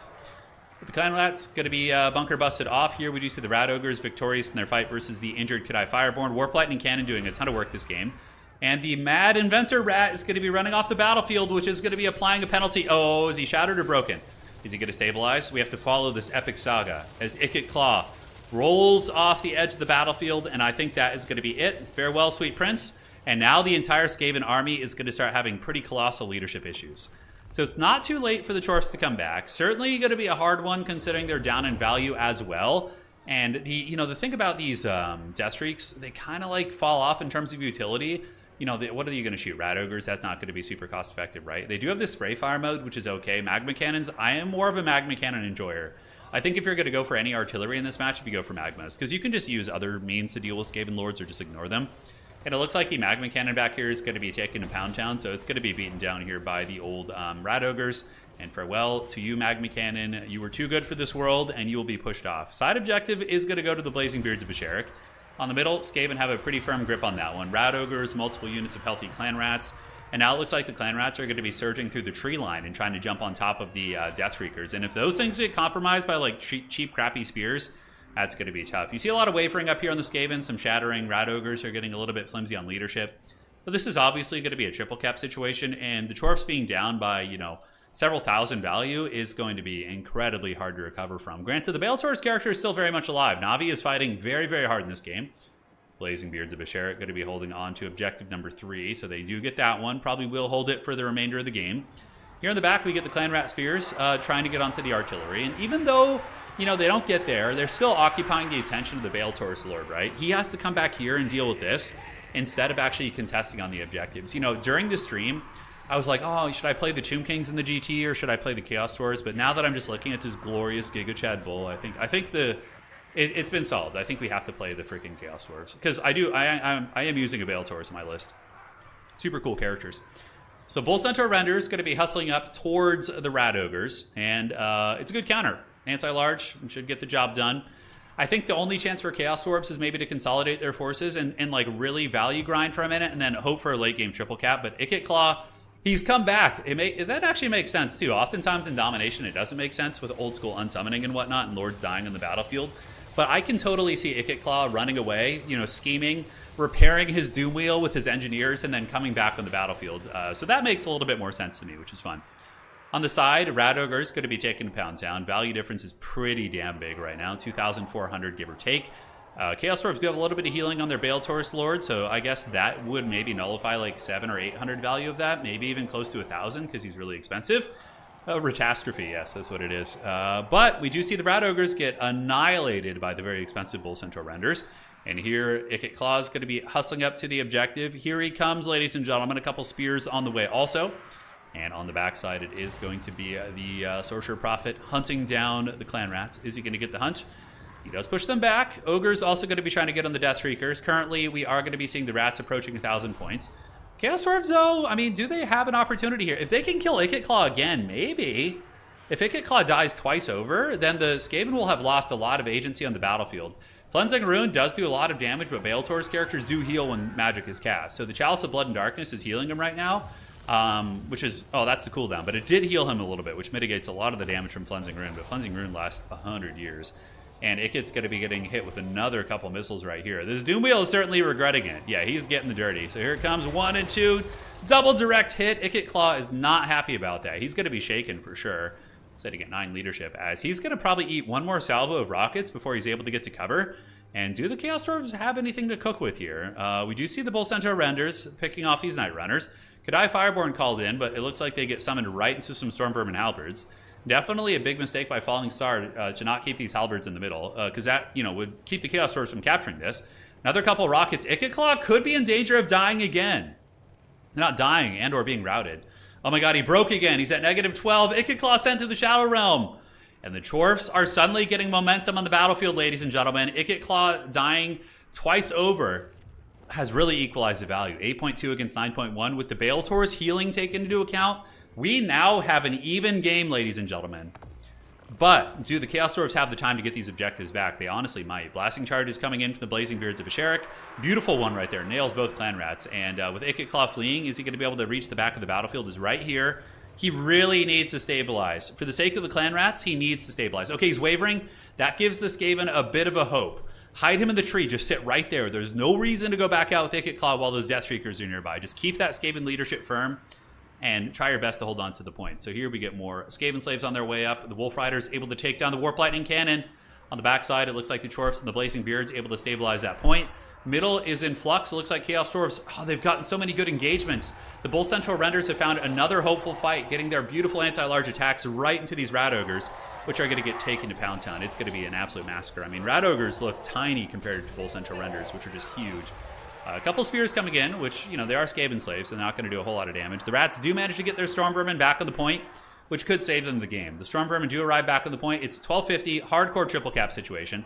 Objective 3 is owned by the Chaos Dwarves. Objective 1 taken by the Chorfs as well. So the Hobgoblin Sneaky do get this one, and they do push off the Rats. Ikit Claw is just hiding in the tree. You can still cast magic. Maybe one more Cleansing Rune on top of the Sorcerer Prophet. Could be a nice game changer. Skaven are just going to be swarming the middle, which is the correct play, I think. It's the only objective they have, so just go for that. Just send as much as you possibly can there. And there are some Storm Vermin here. We do see a very healthy unit of Storm Vermin. Not healthy, but I guess they do have 149 models left, and they're trading okay. They'll be very good against the Warriors as well as the Bull Centaur Renders. They do have, armor piercing and armor themselves. Kadai Fireborn being called in, though. Chorfs need to defend their side objectives to make sure the Skaven shenanigans aren't too crazy. So probably just, leaving one unit here and maybe sending the other one over to the middle to try and get that would be the play. Up on the high ground, we do have the Hobgoblin Sneaky Gets pulling back to the objective. Skaven attempting to steal it with some of their rallying Clan Rats and trash units. Night Runners probably want to get on the objective here, but it looks like they're going to go for the Snipe on the Lord. They're trying to get close to the Sorcerer Prophet. That would not be a bad idea at all. Ninja Star's coming in. He does take several hundred damage, and the Night Runners are going to continue chasing. We do see the response from Navi. Navi does see it coming and starts to run with that Sorcerer Prophet. Ninja Beams is getting there. Magma Cannon called in from the Chorfs in the fourth quarter. Oh, it rallied in the trees, so the Magma Cannon has returned. Very useful tool. And now the Skaven are being bunker busted off this objective. Cleansing Rune being used in the back against the Hobgoblins. And could the Skaven lose this game? Blundering Ikit Claw 2 times over, it might be too much. It might be too much. Did I miss the donation? I'll check after the game. Don't you worry. I will certainly check. Thank you so much. So on the bottom objective, we do see the Chorfs getting this one done. Skaven slaves are battling it out. But the Chaos Dwarf Warriors and the Blazing Beards of Basharik easily going to be able to hold them at bay. This objective still belonging to the little stinky rats. We will see for how long. One brave Clan Rat unit is holding on here. And we did see the Skirmishers come in, the Night Runners, but they end up fighting against Bull Centaurs. And they're not able to get it. And I think the Chorfs are going to close this game out. Now, with the value being basically even, that's a value lead for the Chorfs. Do they have their Lord? We do have the Sorcerer Prophet. He's hiding in the shadows. At this point, you could probably just bring him out and have him help terror route things on the objectives. I mean, I know he's a little vulnerable to Cleansing Rune, but I think you need to do it. So Rat Ogres getting clubbed by the anti-large Bull Centaurs, and that is going to be it. What a comeback by the Chaos Dwarves. They were massively behind, ladies and gentlemen, massively behind. But man, they found a way. They got it done. They sniped Ikit Claw. Skaven hate losing their Lord, and that was enough. GG, well played, ladies and gentlemen. That was an excellent one indeed. Hopefully you guys enjoyed that one. All right. So we are just doing this real quick. Let's go ahead and do that. All right. Perfect. Okay. And look at the value here. All right. So Ikit Claw, 2,200. But yeah, him on the Doom Wheel was rough. Getting Death Reek twice. I think some Ninja Rats or Wolf Rats in this build would have been very nice. Like, if there's some Wolf Rats and some mobility, that could have compromised those artillery pieces. Maybe some Eshin Triads to sneak back there and kill them. That's typically what you see in this matchup, but we didn't see it here today. And he ended up paying the Troll Toll. That was very, very brutal indeed. Very brutal indeed. Well, GG, well played. Skaven Sabotage. Yeah, the Skaven had the game, and then they were sabotaged indeed. Hey, Bryce. Thank you. I see the donation coming through, Bryce. Thank you so much. That is a huge one. Extremely generous. So I know it didn't appear on YouTube because he did it through PayPal, but he donated $160. So thank you so much, man. I don't see a message with it, but if there is a message, please just type it in chat, and I'll certainly respond to it, man. Thank you so much. Man, that is a huge one. Thank you, thank you. Keeping the old man going, baby. All right, let's refresh this one. And all right. And cool. So we're going to see what game to cast next. Let me see if Subutai and Grom Brindle started. You two start. Okay, and let's see what other matchups we have. Okay, so they played their game. And on the bottom side, we have Catholic Alcoholic versus Desperado. Let me see if they've started their game. You two started. And we'll go from there. Thank you so much, man. Thank you, thank you. See you later, Mr. Pig. Thanks for joining, man. Thank you for joining. Hey, Bryce, once again, man, thank you so much. That is turbo generous. Certainly didn't need to do that, but I do appreciate it. We'll keep it going for you, man. The old war machine keeps rolling, rolling, rolling. All right. So seeing if any of these games have started. I think most of them are in progress right now. Alexander defeating the Rock on the bottom side of the bracket. Subutai and Grombrindle. I think that those two have already started, so we might need to wait a minute. And yeah, what do we got on the bottom side? B6 is waiting there. Okay, so we're gonna have to wait. We will have a good matchup next game. Yeah, I think we have a couple. So let's take a look at the brackets together, and we can also look at the win rates. We haven't done that in a while. It's been a hot minute. So Subutai and Grombrindle are playing Dwarves versus Vampire Counts. Definitely Dwarf favored, but Vampires can win it. Navigator, we just saw winning with the Chaos Dwarves. So Chaos Dwarves making it to the top 4 is very exciting stuff. On the bottom side, Alexander has defeated the Rock. Jeff Bob is playing Greenskin. Catholic Alcoholic and Desperado are playing it out for the bottom side there. And cool, we almost have our top 4. Yes, yes. All right, let this Skaven feast. Now, looking at these stats, Wood Elf's very dominant right now, 65. Wood Elf's Kislev and Beastmen. It's really because Beastmen have Centaurs of Tzeentch. If you took away Centaurs of Tzeentch and or balanced them, then Beastmen would not be a problem. Centaurs of Tzeentch are just a very overpowered unit, so I think that that's the big problem for them. Aside from that, like, balance is looking, Slaanesh is fine. Slaanesh is, there's just a couple good players who have been playing them, they're fine. Like, these factions, more or less okay, Bretonnia is even borderline fine. Warriors of Chaos, like, really, like, almost everyone is viable. I just think a lot of people don't play these two factions, but balance is looking, like, reasonably good right now, which is exciting. Want to look at a game you recommend at the beginning of the stream? Maybe we'll take a look, yeah. Do you think there will be a Total War Age of Sigmar? If there is, it would be like 8-10 years from now. It would be way down the road. Pretty much every Age of Sigmar game has been a flop. I don't think that the digital gaming community responds as well to Age of Sigmar. Warhammer Fantasy, I think, is a lot more fun. I think the derivative elements of Warhammer Fantasy, like, the historical inflections you see with all the factions, make it much more relatable to people, right? Like, if you're a fan of, Central European medieval history, whatever, Renaissance era, whatever, you can go to the Empire and really, it's so fun to be able to get in there in a game like Vermintide, get a big old two-handed Zweihander, like a huge sword, and just be like cleaving rats, right? And if you're playing the Dwarves, the Dwarves have some really neat cultural inflections. Obviously one of the running jokes is that, they're fantasy Scottish people, but on top of that, there's also a lot of Norse and Scandinavian inflection in the Dwarves as well, right? You have the runic culture, the ruins and all that. It's very fun. I personally love that stuff. And if you're looking at, Chaos Dwarves, you have the Assyrian, Babylonian mythology, and that stuff's really fun. I know some people levy that as like a criticism of Warhammer Fantasy, is that it's derivative, but personally, it makes me more interested. Like, if I had to choose between, big generic, fantasy Space Marines that are just the most generic, vanilla thing ever, or going to, a really cool fantasy version of Central Europe, like, I'm going to take that all day. Yeah, I have no idea how to pronounce that. I'm shaking every time an American tries to pronounce that. Yeah, it's not my fault. I'm sorry. I was never taught correctly. All right. Well, anyways, let's get back to the tournament here. And, AOS does have some very cool elements. But my problem with AOS is that another problem I have is the universe. The universe of AOS is weird, You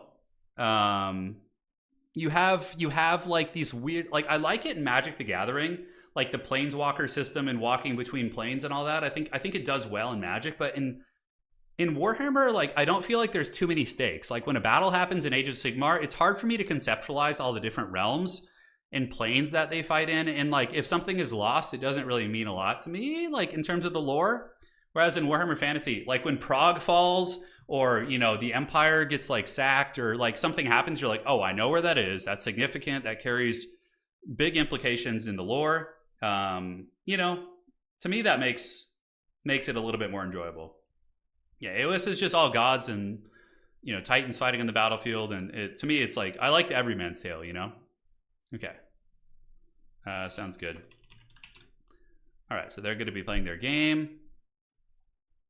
And Subutai and Grombrindle are playing. So we just need to wait for a match to open up. So I'm just going to keep tabs. Everybody's in game right now. So we have like a 10-minute break right now. Like, if they had launched Age of Sigmar in... Like, what my power fantasy for Age of Sigmar would have been like an apocalyptic event hits the old world, okay? So the end times could happen, sure.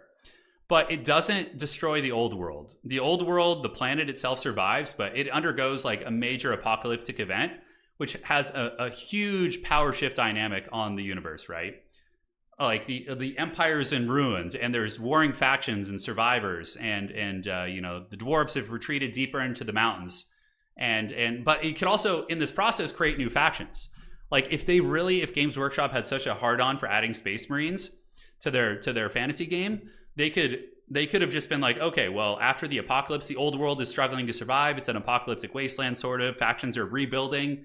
Sigmar is going to be sending his elite Space Marines down to assist the Empire. So, like, the Sigmarines could have been, like, a very elite specialist choice for the Empire, right? Like, not an entire army, but, like, a couple angelic hero units that the Empire gets. Much like, you know, Blight Lords for Nurgle. That would have been, I think, a bit more, if they really wanted to reboot the setting. And you could do like something like, oh, you know, the great vortex at Ulthuan, you know, blew up Ulthuan. And the High Elves are on one side, they survived on the outskirts, but the middle of the vortex gave birth to the Idoneth Deepkin. Like some of the elves were sucked into the vortex in this huge battle, and then they became melded with the sea and the winds of magic, and then they became the Idoneth Deepkin, right? Like they could have done stuff like that if they really wanted to shoehorn in new factions, and it would have been way cooler. Way cooler. Yeah. But those are just my 2 cents. Yeah. Yeah, you want your fishmen? There you go. There you got your fishmen, you know? Okay. There's my, as my wife would say, welcome to my TED Talk. Hopefully you guys enjoyed that one. All right. So we're going to be casting this game. Hey, lobby code, please. And let's get you and... Okay. Outstanding. So we found a game to cast. Should hire me to write their lore. More my wife, actually. She's an excellent writer. And knows mythology very well and all that fun stuff. You're spitballing ideas right now and I already like it better than else, yeah. I don't think it's hard to upscale it, you know. And you know, on that same coin, I'm coming from a relatively like biased situation where I first fell in love with Warhammer as a game by playing Total War Warhammer. That's what got me into everything. So to me, that was Warhammer, right? I think if Age of Sigmar wasn't a Warhammer game, let's say it was created by a different company and it was a different IP, I don't think it would have been received probably better. I think the fact that it usurped something a lot of people loved was definitely a big scarlet letter on it, you know. Mermaid elves sound strangely appealing. Like, yeah, like Ashara in Warcraft. Yeah, exactly. I love that element of like Ashara in the Naga in Warcraft. That lore is really fun. AOS is GW appealing to more anime and youth stuff, but at the same time shoving Space Marines. Yeah, I could agree with that to an extent, for sure. It's not even just youth either.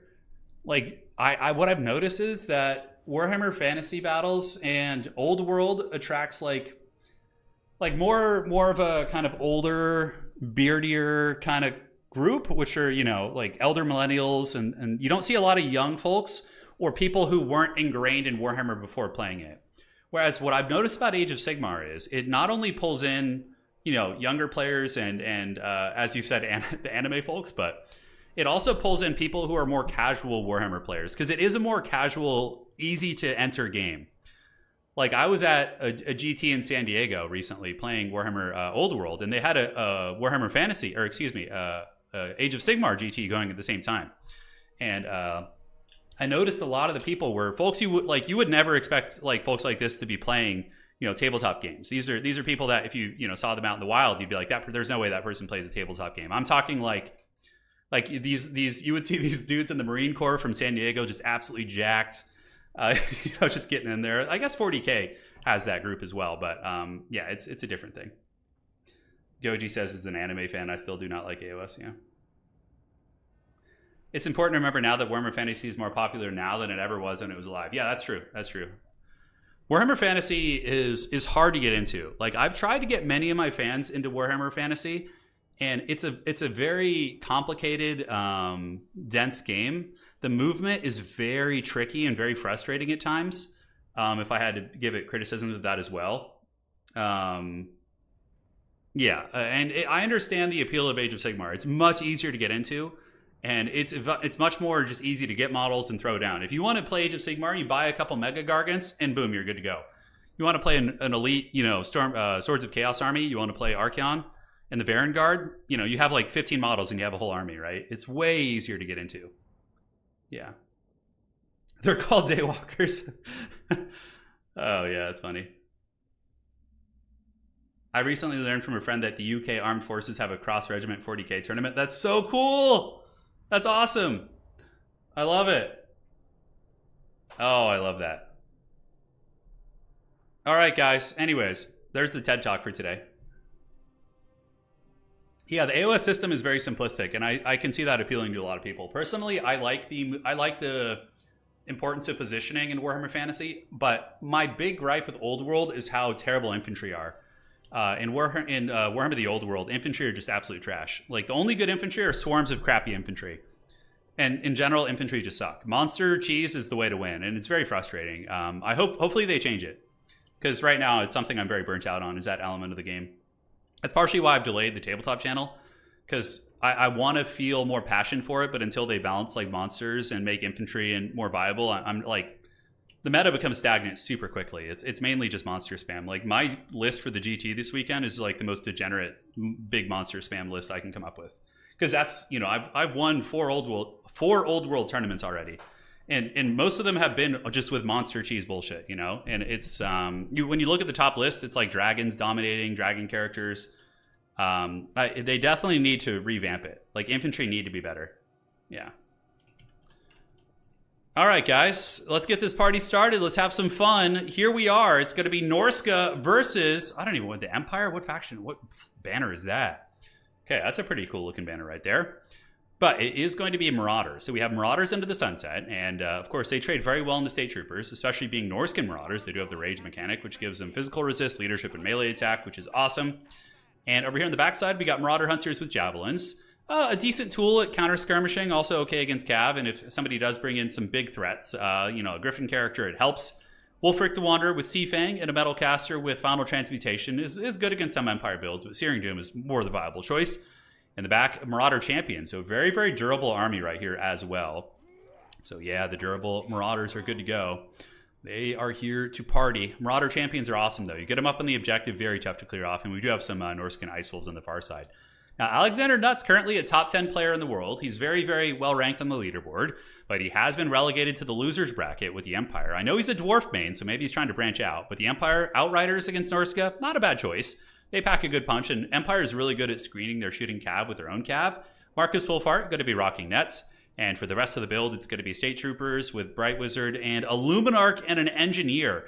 Oh, so he's going to be restocking the Luminarch's ammo. That's pretty funny. We're going to see if he can make it work. We are going to see if it can make it work. Yeah, so that's a great point by Wick in chat. He says, another big problem for AOS is that the setting has matured a lot since its inception, but its intro was so bad that most people don't want to give it another chance. I think you nailed it 100% on the head. I think that's the same thing that's happening to Stormgate right now. Stormgate was supposed to be the next huge RTS game that everybody was excited for. It was hyped that way. It's filled with developers from Warcraft 3 and StarCraft. But the initial launch they had was so bad that even though they're making updates to fix it, people aren't wanting to come back. Myself, I could be lured into Age of Sigmar. If they make a Chaos Dwarf faction, I will get back into it and give it a try. But until then, none of the factions really call to me. The faction, I did have an army in Age of Sigmar, but it got squatted. I was playing Cities of Sigmar with Demogorgon Knights and things like that, but they squatted my army. So that was like the final straw. I was like, okay, I'm just not going to play this anymore. Yeah, but if they gave like a proper Chaos Dwarf army, a Hash-Shoot army, I would 100% try Age of Sigmar again. All right. I'm not such an old crusty boomer that I'm going to write it off completely. Like, I'm willing to give it a try. So, Wolfric the Wanderer gets nailed by a Luminarch out of the gates. Alexander with the MLG no-scope. And now he's going to be getting his Outriders up on the hill. The Sons of Sigmar, they have the high ground. And they're going to be ripping shots into the flanks of these Marauder Champions, some of them hitting the rocks here, but even still doing respectable damage. Wolfric is going to have to be very careful. The sniping of Alexander's build is pretty ferocious, but Alexander does have a really meaty pushing core, and for Alexander to win this, he needs to go for a triple cap, in my opinion. Trying to play double cap against Value Empire, I think, is going to be hard. Another Luminarch shot. Oh, MLG snipe. The Shaman Sorcerer getting nailed in the face. Absolutely nailed. So the Shaman Sorcerer gets just punched right in the wiener by that big old Luminarch. And it looks like Wulfric is going to be trying to circle around the back to jump on top of the Luminarch. Burning Head going down from the Sons of Sigmar. A pretty damn good cast. Does nail one of these units, and more Marauder Horsemen being called in. As now the Barbarians have arrived at the gates. Another shot from the Luminarch. Oh, man, and the Metalcaster is getting domed. Negative 55 leadership. Wulfric needs to get over there, man. He needs to go shut that thing down right now. Or just evade it with his characters at least. Use some wolves, get some pressure back there. He needs to get busy on that thing. So Marauder Hunter Javelin's going to be forming ranks. They should be going after the old Temploff Luminarch. Seafang going down from Wulfric is an excellent cast. Really, really good one there by the Greenskin player. Well, his name is Greenskin, so we're just going to call him that for short. On the backside, Norskin Condemnable is going to be swarming. And is the Luminarch going to get a shot off? It's trying to wind up a super shot. And is it going to get it? It does shoot, and it uses the Hunter's Snare on the Norskin Ice Wolves. It also gets Wulfric, but the Barbarians have broken through the front line. State Troopers typically aren't going to be winning that fight. Looking at the value right now, we do see Alexander sitting with a huge value gap, and a countercharge going to be coming in from the Empire Knights. Sons of Sigmar lands his couch for the Emperor. It's a beautiful one right there. A cunning plan. Thank you for becoming a channel member. Greatly appreciate it. All right, now the Burning Head going to be going down in the middle. It is going to be cooking some Marauders, but not the best cast that time around, so Alexander does kind of whiff that one. Looking at the objectives, we do see Objective 2 firmly in the clutches of Norska. Objective 3 also in the clutches of Norska, so they're sitting pretty comfortable on those bad boys. Norskin Ice Wolves fighting okay, but man, Wulfric gets tagged again by the Templehof Luminarch. This is an absolute destruction. Poor Wulfric is in massive danger. He's going to be trying to flee the scene to just avoid the army penalty of him dying. That Luminarch is zeroed in. Man, there's a crazy Celestial Wizard on that thing, or I guess it would be not Celestial, right? It'd be a Light Wizard. Yeah, he is watching Wulfric like a hawk, dude. He's old Hawkeye. Okay, we got to see if he's going to get sniped. Is it winding up? We see the Luminarch winding up his shot, but I think Wulfric might be out of range. Is it going to go? Oh, the MLG shot. Oh, and he gets hit. 459 HP. He's going to be running off the battlefield. Man, the Barbarian Chieftain defeated, but the one thing that I've encountered as the Empire is sometimes if you go a little bit too hard in the Chiefs, you go a little bit too hard in trying to snipe your opponent's Lord. Oh, Wulfric. Oh, he got no-scoped again. Oh, wow, he got finished off. You can lose on the battlefield. You can lose the objectives. And now Norska really needs to push that side objective. They need to get a triple cap here. We do see a landship being called in. So the Wonder of the Age has arrived. Alexander coming in with the big, heavy wheels. Imagine trying to fight that thing. Oh my god, that would be pretty savage. But yeah, this is going to start rolling over a lot of the Barbarians, but we do see the points going, of course, to the Greenskin player here. It's so confusing, Greenskin. We'll just call him Greenskin. So going to Greenskin, and talk about an amazing... Oh my god, he nets this. Look at that Burning Head net combo. So Wulfric Burning Head, or nets these guys, not Wulfric, but Marcus. He nets them down, and a huge Burning Head goes right through the ranks of those units and does cause some serious leadership issues. On the backside, we do see Outriders being called in here for Alexander. He's going to be using his mobility to capture that point. Greenskin needs to respond by using mobility to stop this. He can't let his opponent get back on the objectives. He needs to get some, some Beasts of Tashnar, maybe some Condom Wolves over there, some baseline Marauders to try and stop that. Looks like there's going to be some Ice Wolves coming across. On the far side point, we do see the Sons of Sigmar starting to lose this point here as Marauders do arrive in the Ice Storm Marauders. And these are Marauder champions, so they're going to be dominating those State Troopers. Here we see the Wonder of the Age is getting karate chopped. Okay, yeah, the throwing weapons and the javelins are doing a lot of work. 3,000 HP on this bad boy already. Oh boy, okay, that is not good. And Condom Wolves, they were able to get in there, man, and they got in there with the big rubbers and did some big old work. The Wonder of the Age going to be dropping here. Luminarch, falling off in terms of utility now. There's not really anything left to snipe, and the Empire invested so much in these big Haggard sniping elements that it doesn't seem to have the width and kind of pushing power it needs to get the Norskins back quickly. Value is starting to close, and honestly, if I were the Greenskin player, I would probably re-summon Wulfric. He's not that expensive on horseback. He only costs like 1,300. Side objective is taken, and on the backside here, we do see the Ice Wolves chasing, but being circle shot by all these Outriders, and a couple Empire Knights also going to be responding in kind. So the Sons of Sigmar get their heavy cav. They take down the Norskin Ice Wolves. But the Landship, man, is really, really in danger. So some more Condom Wolves are going to be on their way in.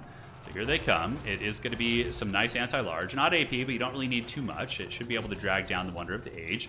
Throwing weapons, getting it low, 700 HP. We do see the Luminarch trying to finish off the Horsemasters back here. A couple Marauders going to get run over by the Wonder of the Age, which is a pretty awesome unit. It's getting 1,600 value so far. Very, very disruptive piece. And a beautiful net coming in from Marcus. So that's going to be the Huntsman Snare. And maybe the Wonder of the Age survives. 191 HP. At this point, what you do as the Empire is you get the Wonder of the Age all the way back here and you just use it as a cannon and just hope it can last longer. But I don't think Norska is going to allow that to happen.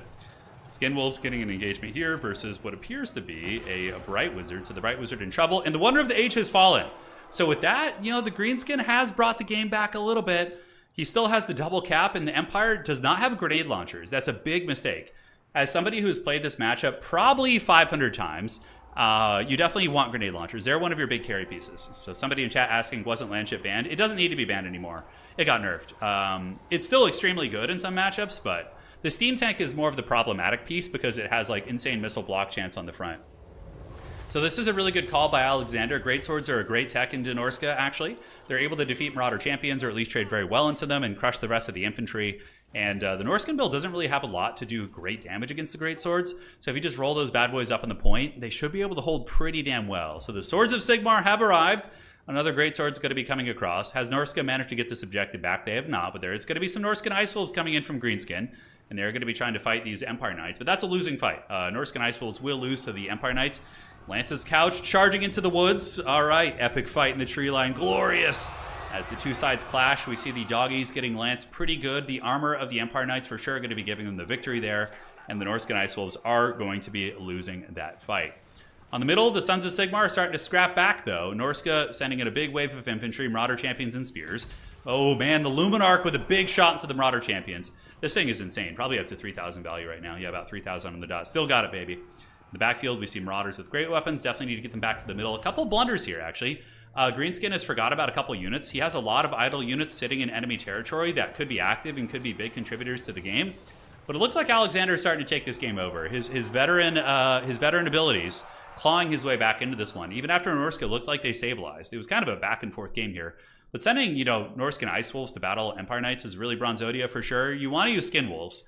Skin Wolves and Marauders would be a very good combo over there. But now the Greatswords have arrived. They have their giant two-handed swords, and they're going to be cleaving through these Marauder champions. Even though the Marauder champions are giant Giga Chads with an insane stat line, Greatswords do have that anti-infantry bonus, which is going to be very nice. A couple big doggies move in to help out. Greatswords chewing through the Marauder champions.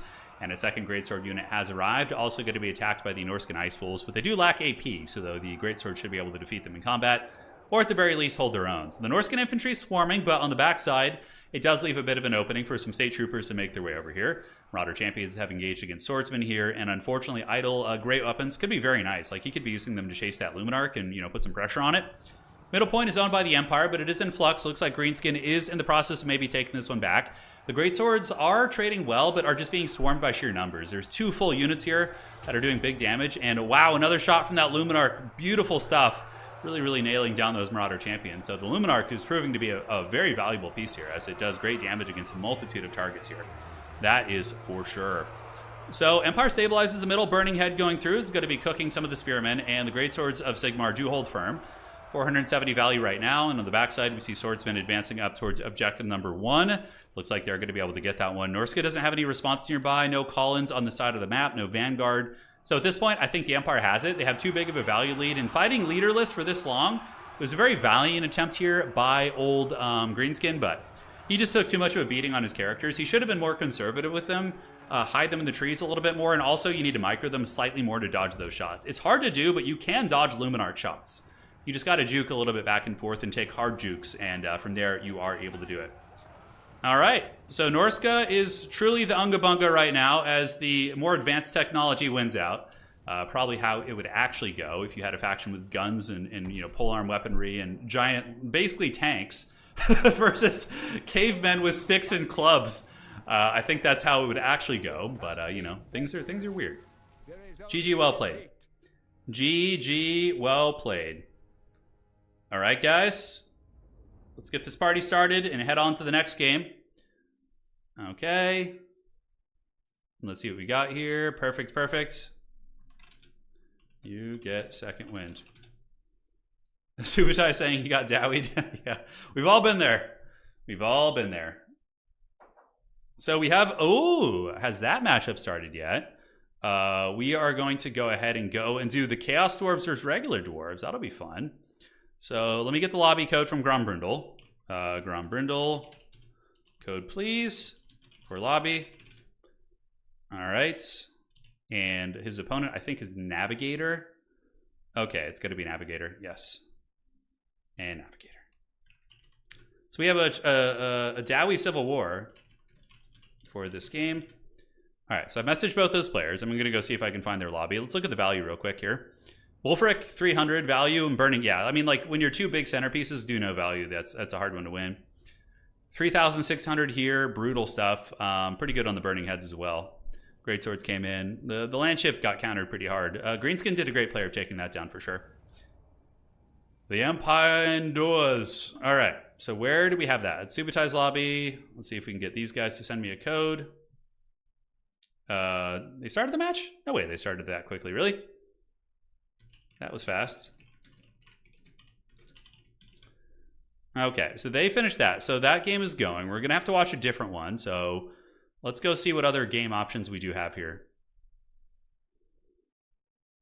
Good, Anakin, good.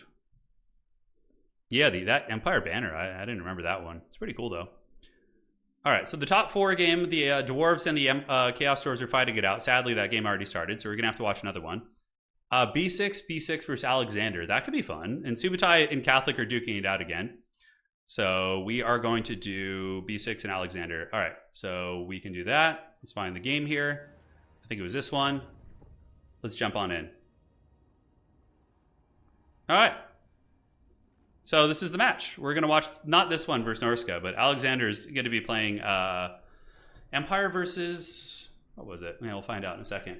Battle Tutorial, thank you for the tenor. Huge shout out to my partner for landing a huge job today. Congrats to your partner and to you. Hope you are well, my dude. Been amazing watching this tourney. I absolutely prefer losers bracket style. Next Total War game you want? You know, I want 40k. Give me 40k so I can play Death Guard and march up the battlefield with 5,000 Poxwalkers backed up by just Plague Burst Crawlers and Mortarion just flying in the skies. Give it to me, dude. I want to play some Night Lords. You know, Night Lords that when they charge you in the back, you know, for example, it's a huge leadership debuff with their Raptors and their Warp Talons.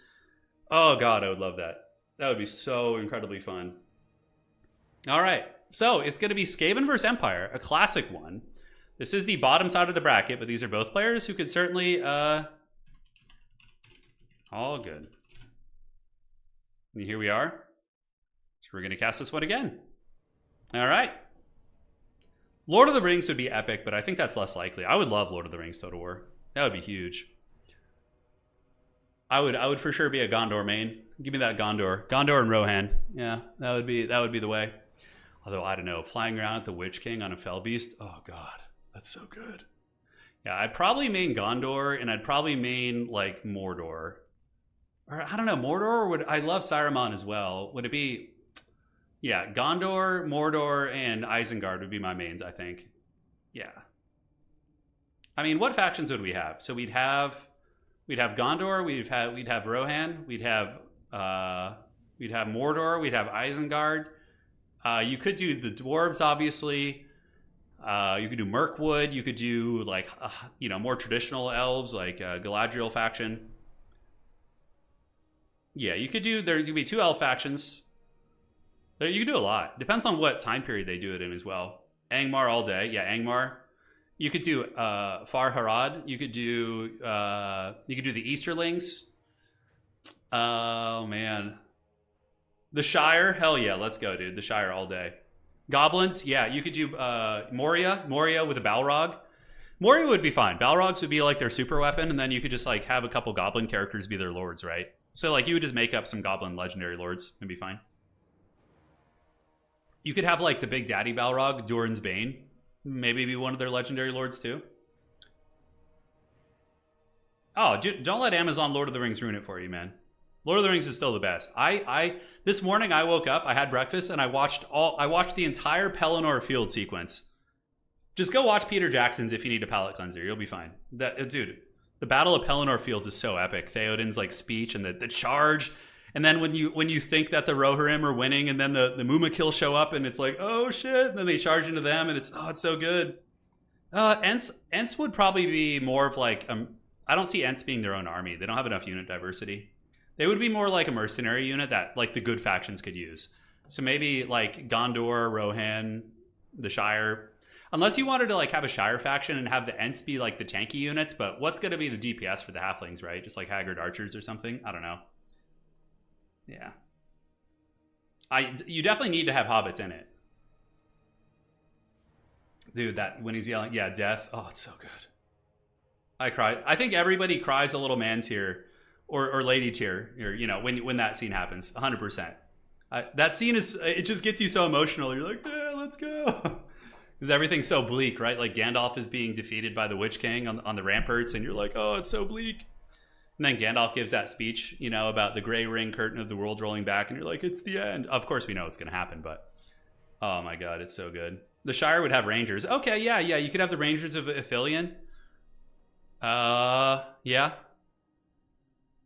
Tom Bombadil's legendary hero. Yeah, you could. You could throw Tom Bombadil into the Shire. You could also have the Barrow Whites would probably be with one of the evil factions. I don't know. Maybe the Shire could like have like an army ability to unleash the Barrow Whites on accident on their enemy. I don't know how you do that. Yeah. My wife cries every time Theoden dies. Yeah. Yeah, when Theoden dies, that scene hits hard. It's very sad, especially for anybody who's lost a parent. It's very heavy. But it's an impactful scene, you know. It's what makes the movie good. Yeah, absolutely. I think we'll get Lord of the Rings as long as Creative Assembly doesn't like blunder and, you know, screw up too bad and, you know, go bankrupt or something. I think we get Lord of the Rings before I'm 50. So I'm 36 right now. I think that in the next 15 years, we will get a Lord of the Rings Total War. I think it will happen. But I don't think it's going to happen soon. I think that's way down the road. Yeah. You'd main Gundabad? Tom Bombadil just crushing skulls with his bare hands. Yeah, just super savage. Yeah. When Éomer loses it, seeing his death. Yeah, Panic. Yeah, absolutely. Yeah. That was in the extended edition, wasn't it? I don't think that was in the regular edition. Can't remember. It's been a while. Me and the homies back in high school. You guys want to hear like the best times of 2004, 2005? Sitting there having a LAN party of Halo Combat, like the original Halo games, like Combat Evolved and Halo 2, right? And whichever one it was, and ordering Domino's Pizza, going to Blockbuster, renting the Lord of the Rings movies, coming back and just binging them. That is the life. That is peak living right there. A LAN party, you and all your friends together in person. Yeah, that was magical, man. A little Magic the Gathering thrown in there as well. I don't remember. It was 2004, 2005, somewhere around then. But yeah, that Empire banner just keeps making me think it's actually Kislev, which is very funny. All right, so it's opponent is wondering the map. So they're in round 3. So round 3 would be. So you guys are on Itza. You start from left and go down list. All right. But this map is fine also. Just play.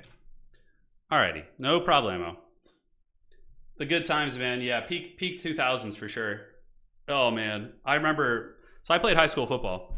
And after football practice, and, you know, after football games on the weekends, a lot of my homies would come over and we would just have, like, Domino's nights and just, like, you know, LAN party, Halo or Madden or, you know...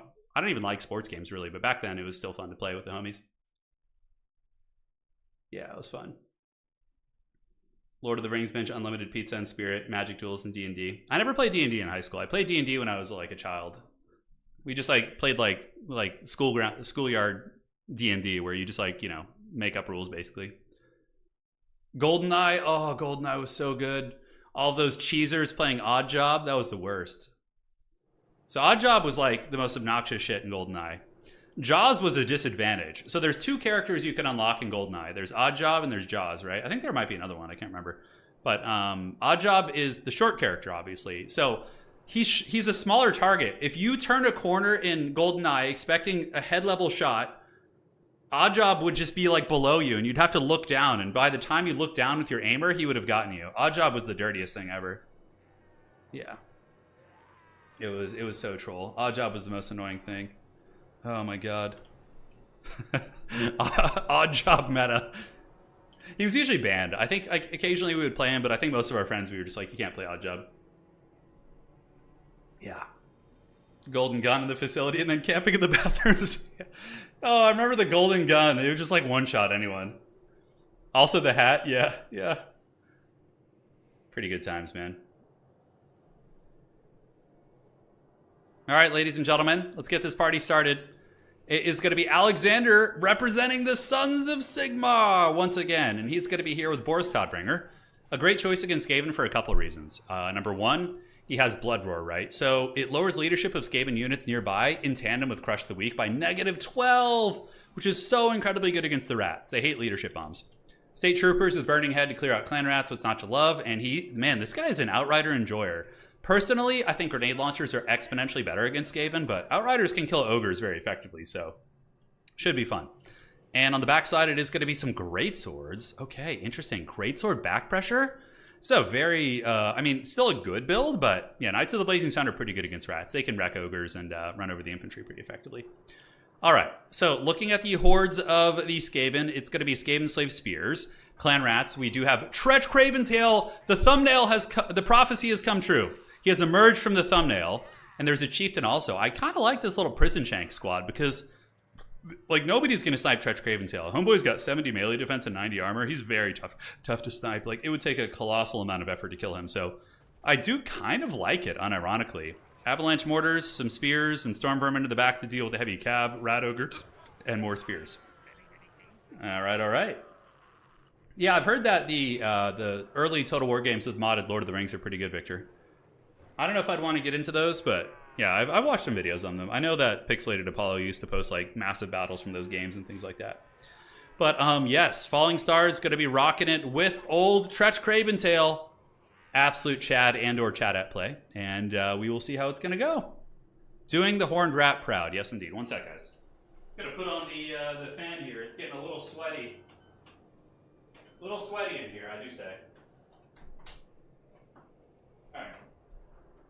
Oh, it's because the damn sun shines right into my room. Oh, it's so hot. I'm too weak.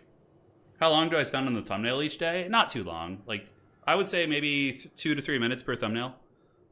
Yeah. Like, if it was my job, I could pump out a lot of thumbnails per day. The longer I spend on them, the worse they are. That's true, generally. Unless, no, there's like a break point to it. Like, if you spend like more time, it can get pretty good. But then if you go beyond like a break point, it gets worse. Yeah. Pretty fun. Oh, that fan feels good. It's so sweaty here. I thought the heat had fully passed. I mean, it's only like 80 degrees today. It's not too bad, but it's not like the dreaded 106 that we were having before. It got up to 114 degrees here one day, like 2 or 3 weeks ago. Thankfully, it's like summer is ending now and the fall is basically here, but man, it was 115 stream cam. If I turned on my stream camera right now, it would be very, very haggard. I'm sitting here in swim trunks, just with a pot belly and a disgusting beard, and it's just covered in sweat. The millennial experience. That's just like the millennial life 101. All right, let's see what they're saying. All right. Sounds good. Done.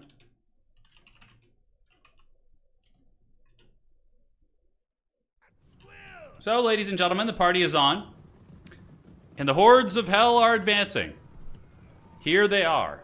It is going to be the rats, a lot of pointy sticks, and a big, scary weapons team. That's going to be it. Our man is chilling. You don't have to advertise it, I know. Are you saying I'm advertising it? I swear I used to be fit. Anna hates the heat, but she's in Poland right now. So she's been visiting her mom for a couple weeks. I was with her, but I came back early because, I got to get back to work. But she is visiting her mom. She comes back in 7 days. She'll be back in a week. So, yeah, very excited for that. When Anna's not here, I literally just like, I'll finish a stream or recording, and then I find myself just pacing around the house. Like, maybe I'll do some cleaning, but like, when you're married and you spend so much time with someone that you love, it's like, it just becomes so like empty when they're gone. You're like, help me, I'm too weak. Yeah, it's very true. It's very true. I'll like finish a live stream and then like come out into the living room and just like expect to see her there. Like, all right, what are we going to do now? Then it's just my haggard chihuahua looking at me, Yeah, definitely goblin mode. Absolutely. Absolutely goblin mode. All right, guys, back to Total War. It is going to be Outriders. We got 2 of them. We got a Burning Headcaster. And by the way, if Anna shows up in stream, you got to tell her I said some nice stuff. She never believes me when I tell her I say nice stuff about her on stream. You guys got to back me up, all right? What's a shower? I know, seriously. Who needs a shower? Oh, what's the name of the streamer who like has a reputation of not showering or cleaning himself for long periods of time? It's Asmongold, right? Is that who it is? Yeah, I've heard whispers of that. I used to play a lot of World of Warcraft. I remember he's been doing it a long, long time. All right, guys, it's go time. It's going to be some rats battling some humans here. Human-sized rats, give or take. So here comes Tretch Graventail. He's moving on up. He's eyeing that Bright Wizard with his little evil rat eye. You can see that evil little degenerate rat eye sitting in his helmet there. Boris Todbringer going to be coming in, getting a nice balls-deep charge into the Clan Rats as a Burning Head cooks through. Is it going to get multiple units here? It does go through the Clan Rats. Oh no, and it's going to be cooking another unit. Alexander with the MLG Burning Head out of the gates. That feels really bad. So far, the start is very, very good for the Empire. Alexander also threatening the bleeding teeth and just fevers and Nurgle. Is that what's going on there? Yeah. There's a funny Nurgle meme about Imp Showers. That's so funny. I gotta look that up. Yeah, I gotta look that up. You know, that is the early 2000s lifestyle, though, for sure. We've all been there. You know, I remember being in college in the early 2000s and just, you know, at that point I was super into fitness. I was like working out a lot, but I would just come back from the gym. I would just be grungy and disgusting. I'd play World of Warcraft till 4 a.m. on a college school night, and then I would go with Italian Spartacus, who was my neighbor in the dormitories, and we would go and eat Jack in the Box at like 4 a.m. and then just feel like absolute shit, fall asleep, feel sick in the morning. That was the experience. Yeah, get up and do it all over again. Magical times. I've been there. I can respect that. All right, guys. Anyways, enough ranting. Let's focus on the game. So Alexander with really good back pressure. He basically threatens Objective 1 with the Greatsword back push, supporting it with a couple Outriders who do get attacked by the Wolf Rats. In the meantime, the Burning Heads are ripping apart the Skaven battle lines. We do see the Spearmen, Rat Spearmen, the Clan Rats, getting melted a little bit. The Avalanche Mortars, though, are singing in there, and they are being left unimpeded. So that's going to be getting big value, but collateral damage as they just wreck their fellow Skaven slaves and Clan Rats as well. But overall, it's worth it. Sacrifice. So here comes more mortars. They're going to be pounding away, and that volley does miss. Very, very fortunate for the Sons of Sigmar. But another Avalanche Mortar volley going to be coming in, and oh, the Empire Infantry are getting nuked pretty damn hard. Empire does call in a great cannon, the Hammer of the Witches, which is going to be shooting into Ogres. Very, very cost-effective. Boris Todbringer getting a big terror route. Both sides are being nuked pretty hard. We do see them getting torn apart. Now we have the Duel of Fates, an apocalyptic battle between this tiny, disgusting rat and this giant Giga Chad with a mustache. We're going to see who wins it. I mean, Toddy would probably win in a prolonged fight, but Tretch would put up a good fight for his cost. He costs about half as much, so definitely a good situation for Tretch. And Tretch does not stand alone. King Theoden does not stand alone. It's going to be a chieftain here as well. So there is a little chieftain. He's got his poke and stick, and they're going to be going after Boris. Boris continues to stay in this fight. This is a mistake by Alexander. You don't want to have Toddy fighting two anti-large units. He has some mobility. There's basically no reason he should be in this fight. Now, the Empire does maintain a triple cap. They are leaving some swordsmen on the backside. As far as the other objectives go, the middle is actually in flux. Looking at the value here, the Skaven are actually ahead. Oh, Avalanche Mortars nuking the Knights of the Blazing Sun again. Brutal, brutal damage. That is really nice. Even if some of the ogres got beat up and some haggard clan rats, taking down those Knights of the Blazing Sun like that is a huge win. Outriders here providing a little bit of supporting fire. Once again, a perpetual blunder here by Alexander, trying to stay in the fight versus all these things that are quite good against Boris Todbringer. We do get some Doom players in there. Why would the Skaven characters retreat? That's like the one thing that's going very well for the Skaven here. Pile back in there. Now, Empire is starting to get its mobility out. We do have the Outriders, which are continuing to put good DPS into the Skaven. On the back objective, the Rats, oh, that was so cheeky. So what happened was Alexander ran his greatswords into the trees to make this objective look open, and then Falling Star brought some units to capture it, and then the greatswords emerge out of the trees. A brilliant tactician here is Alexander, as the greatswords are going to be cleaving some of these filthy rats asunder. You can see those ones yelling as they get cut down by the giant two-handed swords. Pretty glorious stuff indeed. So the Empire does maintain a double cap. The middle has gone back to the Skaven, but the Empire has now called in grenade launchers, which are an absolute staple in this matchup. And, the face-to-foot style is going to work. He's using the dreaded Kung Pao Wimp Low tactics, where you let these Skaven punch you in the face and kick you in the face until they get tired. And the Avalanche Mortars have almost run out of ammunition. Flensing Rune going down on Toddy, though. A rare Toddy beatdown. Tretch Craventail. There goes my hero here. Watch him as he goes. He's going to be shanking into Boris Todbringer, and he gets it. Toddy is getting a little bit low. Outriders, the supporting fire, keeping the fight somewhat even. The Chieftain does get pushed back, probably being shot by Outriders, I would imagine. But yeah, I don't know why Toddy is being so greedy in this fight and staying so long. He's got surrounded by ogres now.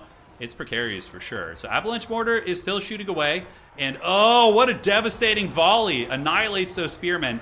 and annihilates the avalanche mortars. We got some war crimes going down here in this game as those avalanche mortars just melting everything they shoot. And now basically you just unsummon them. On the backside objective, the Empire still holding on to this one.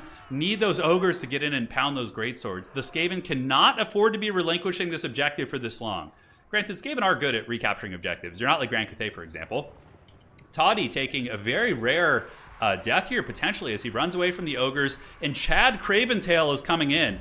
He's able to get the push, and we do see Toddy pulling back. So now the Empire is going to have to kind of replan and restructure a little bit. Clan Rats are swarming on this objective, so we have 2 units of Clan Rats, which will overwhelm these swordsmen. The Chieftain is going to be coming over to help out that fight. Toddy is pulled back. The Empire Great Cannon is online, and it is able to take out the Doom Flayers. Middle objective belongs to the Skaven, but this is obviously a Helm's Deep situation.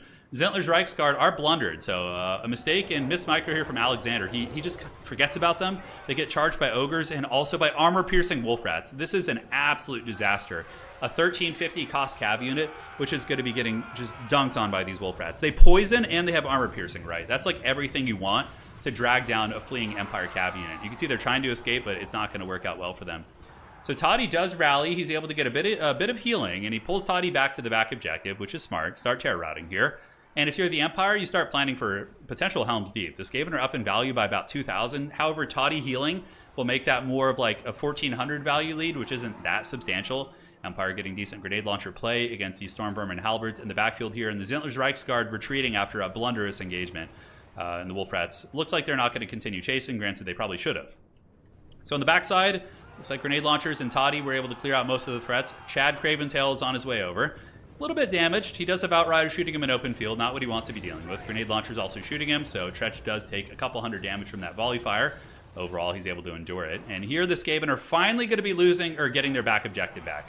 So we see the Doom Flayers come in, and if this had happened a lot earlier, Skaven might have actually been able to just win on 2 objectives, but the Greatswords here will be hard countered by Doom Flayers. Doom Flayers have amazing armor piercing and anti-infantry, obviously coming off some buffs. So here they are going to crush these Greatswords, and this objective should go back to the Horned Rat. And now the Empire needs to probably Helm's Deep on their back point, which is they have a long time to Helm's Deep here. Skaven are going to get this one in probably about a minute, give or take. The Greatswords are holding, but slowly being run over. Skaven Slaves and Doom Flayers have about 4 capture weight in total, so it's still going to take them some time to get that. Opportunity for a pick here as well. There's a Bright Wizard. Maybe some Wolf Rats can go for that, but I think just all ending on the back objective for the Skaven is going to be smarter. And could we see the dreaded Tretch Craventail comeback? It was looking really rough for the Skaven in the beginning, but the Toddy blunders in tandem with like a couple micro blunders, like the Cav getting caught and, you know, expensive pieces like that having some trouble, could be precarious. So Tretch Craventail is getting it done. Flensing Ruin cast by the Warlock Engineer back here, and Toddy is getting very, very low. Cannonball hits Tretch Craventail, and he gets launched into the sunset, but he is a very lucky rat, and he's able to endure there. Empire running out of steam, guys. It looks like the Horned Rat might be cackling this day as they get the objectives back, and the Empire Outriders and Knights of the Blazing Sun forced to retreat. Toddy, 500 HP, negative leadership. Flensing Rune is going to do a couple more ticks of damage. He is healing, of course, but it's not going to be enough to keep pace, and I think Boris Todbringer is going to be fleeing the scene. Good night, sweet prince. There he goes. There goes my rat. And he's gone. So 400 HP, 6 leadership. Probably going to stabilize on the corner of the map. Does the Empire have any chances here? They're going to have to be really cheeky and ninja some objectives and play very cagey. That's like their only chance. Burning Head going down. It was an okay cast. It was through the unit. Through the side would have been better, of course. But I guess he just wanted to guarantee that he got that big hit there, which, you know, I guess paid some dividends there. The Empire does have some time to grind back value, maybe. But it looks like Chad Craventail is just causing too much havoc. Look at this man, dude. He's probably, he's just like a 1980s movie hero, dude. Just running through with flames around him, just taking on bigger threats. Yeah, he's doing it, man. So let's see what Tretch has got. Tretch with a 1,300 value. That's not a record for Tretch, but it's definitely in the ballpark of it. And it looks like Toddy and the Great Cannon's going to be heading back to the middle. The Hammer of the Witches continuing to get value for the Empire. Alexander need only, get a single objective back for a short period of time and hold it for, well, I guess 250 seconds is still, 3 or 4 minutes, right? And it's long. Tretch Craventail anchoring the back point. We do see Knights of the Blazing Sun here, but they're really going to struggle to deal with the Tretch and the Chieftain. I tried to combine those words, but yeah, if Tretch and the Chieftain should just sit here and make it difficult to catch. And Toddy gets nailed by another Flensing Ruin. That is probably going to be the end of the Toadbringer. That Ruin is going to do a lot of damage to him, and he probably will be falling. The Elector Count of Midland I guess Karl Franz is going to be winning the election. Is he going to fall? The Cleansing Rune, 9 HP, and Toddy is going down. He tumbles. The foul Skaven magic sends the Elector count tumbling to the earth. And now, the Empire is going to be making a play for the middle objective, which of course is strong, but the Skaven do have quick reinforcements there. They saw it coming. Burning Head going to be going down there. Beautiful Burning Head there by Alexander. He's fighting tooth and nail to stay in this game.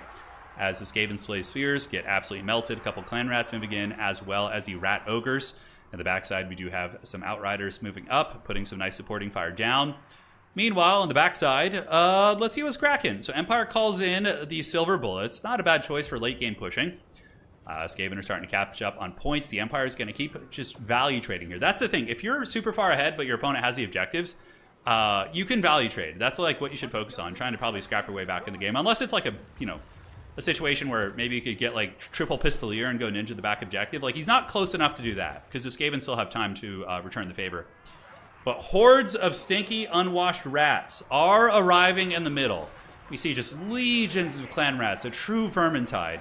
And these brave sons of Sigmar, though valiant and well-trained, are not numerous. And, if history is shown, you give a bunch of peasants pointy sticks and spears and you can get them in numbers, the well-trained soldiers are still going to have a problem with them, right? It's not going to be easy.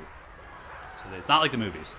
Big old Burning Head going down. Talk about a value Burning Head. Jesus, that one was insane. The Skaven do manage to hold the point, but the Empire with its magic is, potentially going to be threatening its way back here. Tretch Cravensail holding onto the point. It is a triple cap for the Skaven, though. Is Toddy going to be resummoned? I don't think so. I don't think Alexander has the battlefield agency to do that, where he can save up a bunch of resources. Toddy is not cheap. He's like 2,300, 2,200 with his kit that he brought. So it's going to be tough. Certainly a very, very good game here. And the Skaven do have the objectives, but the Empire maybe has an opportunity to get an objective back. We don't see any State Troopers coming in. We see Greatswords being called in, and Silver Bullets coming up, and more Greatswords. Okay. So this is going to be the Empire's like last hoorah, right? They have a couple very, very powerful units coming up, a couple elites, and if they still have some Burning Heads, they might be able to bunker bust this Skaven off a point somewhere. The Greatswords will be pretty effective against Tretch. Tretch is not a great AP character, and Greatswords do have anti-infantry armor piercing, so they might have an opportunity to get in there and give them the dirty. We will have to see. So up they move. The Greatswords are cruising for Objective 3. Also, the Grenade Launchers are maintaining a little bit of capture weight. As far as the middle objective goes, we do see Outriders and Greatswords moving up, and the Silver Bullets will be a good tool against the Rat Ogres if they can shoot them. Granted, Skaven have plenty of Wolf Rats on the battlefield, so they could probably loop around and hunt down the Silver Bullets if they so decide. We're going to have to see if they decide to take that approach. Yeah, Burning Head is like really, really strong against some factions, like borderline OP, but then it's also terrible against some factions. It's just really good against factions that are centered on light armored infantry. So like Tomb Kings, like Greenskins, like Skaven. Anybody that's usually going to be using junky, low tier troops really, really suffer to Burning Heads. Especially Skaven, because their formations are also very tightly packed. So they tend to get cooked by that pretty damn hard. So Clan Rat's trying to get to this back objective, and that is a very clutch arrival by these Clan Rat Spears. And that is going to be buying time on the capture weight, which is, Skaven can, potentially start considering a Helm's Deep. If they can hold objective 2 a little bit longer and then just send like 50 Clan Rats to the back objective, they can win that way. So the Greatswords have arrived, and it looks like the Skaven are going to be taking the fight to the Empire off the objective, so they're trying to stuff the Empire back. Bright Wizard gets caught by some Rat Ogres. He was riding with the Greatswords and looks like he got caught down. Just like in Old World, you got to be careful having your Wizard with a unit, or else he can get run down and killed pretty easily. Here, the Outriders are, standing and shooting, but they too are also caught by Skaven Slaves. I think Alexander's a little bit more busy microing over here. The Rat Ogres, oh man, they stabilize the objective. So Falling Star keeps the Empire from getting this back objective back by bringing Rat Ogres from the middle to shut down the Greatswords. That is super clutch, because now basically Alexander has no hope. Alexander's hope, in my opinion, was getting this objective and then, having a successful push here, and then, from there winning on 2 objectives. But he is making a play for the back objective too. Empire Knights and Swordsmen are trying, but we do see more valiant Clan Rat Spears heading to the back objective here. And remember, Boris Todbringer has fallen, so the entire Empire army is going to be taking a leadership penalty, -10. But it's not, the end of the world. The Empire has, like, okay leadership. Their State Troopers are kind of low, but they're more elite units, like their Inner Circle Knights and all that stuff, as well as the Greatswords. They have pretty okay base leadership. So the Rats are holding here. Dude, I did not think today I would be saying that Tretch Craventail carried this game, but Tretch Craventail, he carried this game. And he is doing excellent work. So objective uno, the Empire Knights have arrived. State Troopers are on their way over. The Rats have passed, and those 3 victory tickets are going so incredibly quickly. The Empire Knights do manage to keep the little rats off the point, and they will defeat a Clan Rat Spear unit, maybe. Yeah, I think they will. State Troopers are arriving. How's the middle looking? They're moving up, but yeah, there's just so many little rat people everywhere, and in Chad Craventail, there's no way he's going to be losing this point. He is just fighting, he's like in one of the Rambo movies, just flames exploding everywhere, an Arnold movie, whatever you're into, and he is not relinquishing this point. He's holding on to this thing like it's his precious block of cheese, and he's going to get it as the triple victory ticket is going. 1, 2, 3, uno, dos, tres, each Nissan. I don't know it in any more languages. That is it. GG, well played. Clan Moors gets it done. All right, guys. Tretch got her done. And honestly, all memes aside, Tretch was a pretty good pick there because Empire loves to snipe Skaven Lords, and you can't really snipe Tretch. He's really hard to snipe. So that was good. I think the Empire could have maybe won the game if they didn't blunder Toddy so hard. Toddy just got sent to his doom. He literally lost thousands of HP fighting those two characters, and he healed through most of it. But that's not where you want to be sending your Toddy real estate. You know what I'm saying? All right, here. Perfect. And let's see what's cracking. All right, shit, forgot to check value. I always do that, damn it. There's probably nothing super crazy in that game.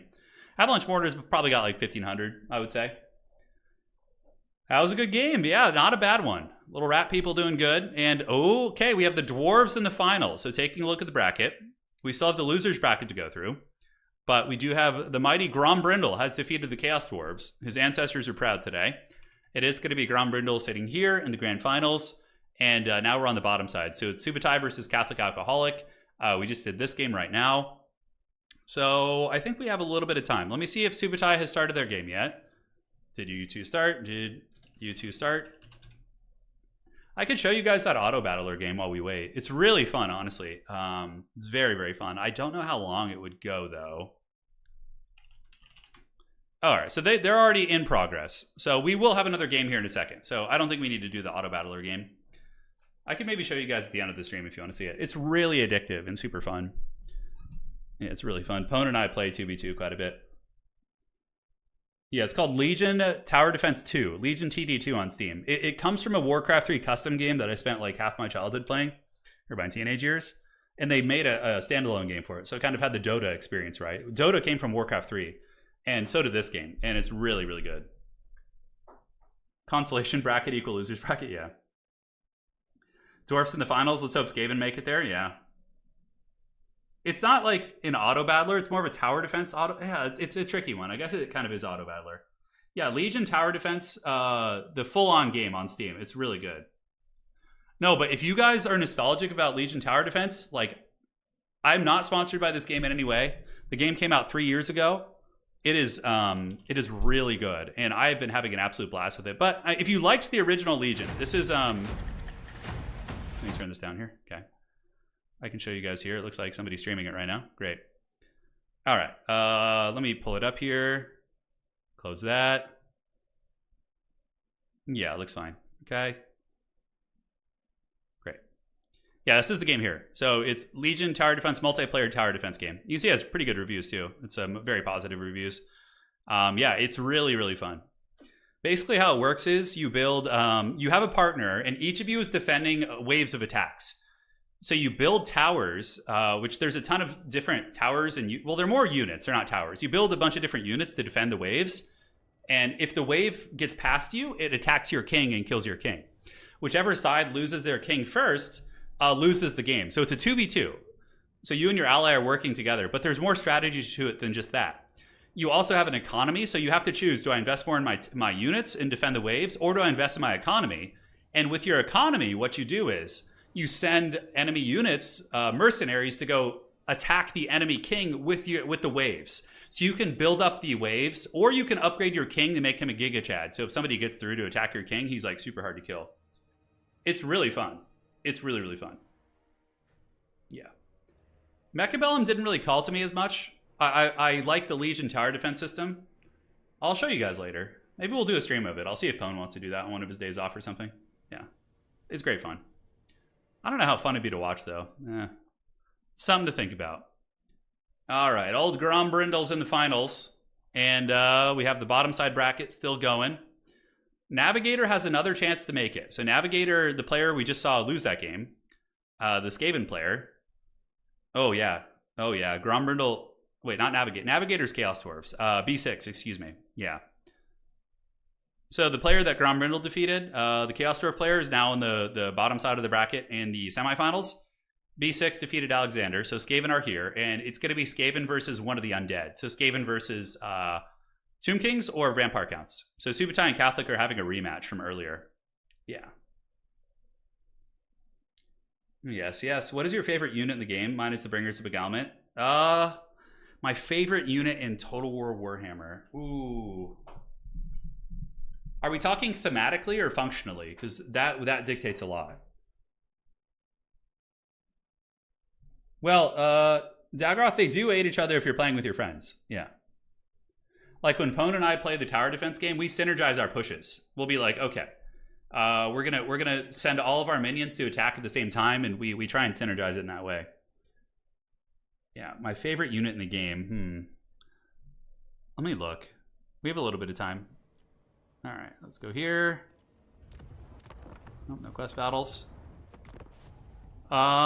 Favorite unit in the game. My favorite faction is the Empire. I love Demogryph Knights thematically. I would say Demogryph Knights, in terms of flavor, might be one of my favorite units. I just think they're such a cool unit. And then in terms of function, if I'm like really sweating and trying to win a tournament, ooh, it's such a faction specific question, you know? For function, I would maybe say, it's so hard to say, dude. It might be the Exalted Hero of Nurgle. Like, I found that I've won 3 tournaments with Nurgle, and he is like always my carry piece. This guy is like a legendary lord on a stick. So maybe him. Yeah, Demogryph Knight maybe is my favorite flavor unit. But in greatswords, I love those units. I think they're so cool. The floppy hats and the big two-handed swords. And then thematically, yeah, those would be my thematic picks. And then functionally, it'd probably be the Exalted Hero of Nurgle. He's so good. Hey, Garland, how's it going, man? Hope you're doing well. All right. So Subutai and Catholic, it might be a little bit of lag. I know their game had some lag earlier today. And yeah. All right. Aesthetically, the Forest Dragon is beautiful. Yeah, it is. It looks really good, Piotr. I agree. I agree. Ironbreakers. Oh, Ironbreakers are so cool. Norgrimling's Ironbreakers are super, super badass. They have like 100 melee defense, basically. They have like 80 melee defense or something. So basically, when like most units hit Norgrimling's Ironbreakers, they have a minimum... You can't... If you put someone down to 0 melee attack, they can still hit you, but it's reduced down to the minimum chance to hit. Which I don't know what it is off the top of my head, but it's very low. I think it's like 13% or 10% or something. Yeah, it's very low. Yeah, even basic Chaos Warriors, like Chosen of Nurgle, like are definitely in my top 5 aesthetically. Like they just look so epic. And like Chosen of Tzeentch, like the detail on their trim and their armor and like the glowing eyes, like they look so good. So Grombrindle has made it to the grand finals, defeating the Chorfs. We could cast that game too. Grombrindle did send me the replay. But I suspect this one's going to be done here. And from here, we have a pretty easy run. We have 3 more games to cast. We have the quarters, semis, and grand finals. So that's going to be it. Yeah. The Empire is just my favorite. I love the Empire. Yeah. Every time I go into my garage and look at my Warhammer Empire minis, I feel so guilty for not playing them in the big tournaments. I'm like, I'm sorry, I betrayed you for the last time. But Empire gunlines are very viable in tournament play. Like if I were to make a tournament list for the Empire, let's do this together right now. So I'm playing in a GT this weekend. I have until midnight tonight to lock in my list. Let's look here. So this is the list. Yeah, I'm not going to run this one. Yeah, this is the list I'm thinking of running.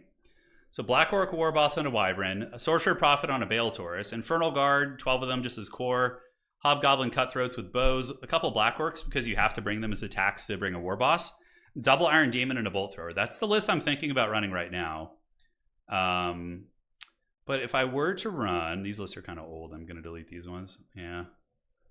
If I were to run an Empire list in the tournament, which is super risky, General of the Empire is not the best monstrous character, but I probably would just run an Imperial Griffin character. So we just give him full plate, you know, shield and a hand weapon. And that's going to put him down to a 3-up save, which is pretty decent. We'll come back to the magic items later. The other staple is a Wizard Lord. You can't really leave home without one. Probably just put him on a horse and go battle magic. That's going to be your best bet. Just fireball spam. So from here we get the Wizard Staff is really good. It gives you +1 to your assailment and magic missile spells. We go for Lore Familiar and then maybe Ruby Ring of Ruin and just make him a magic missile, you know, character. So he's going to be able to shoot 2 fireballs and Pillar Fire also, which is pretty good. Yeah, it's not bad. So that would be our Wizard Lord. For core, I would probably bring 8 Empire Knights because that's what I have, and just give him lances. Give him drilled. Drilled is pretty good for being able to march and press position. Stubborn, don't really care too much about that.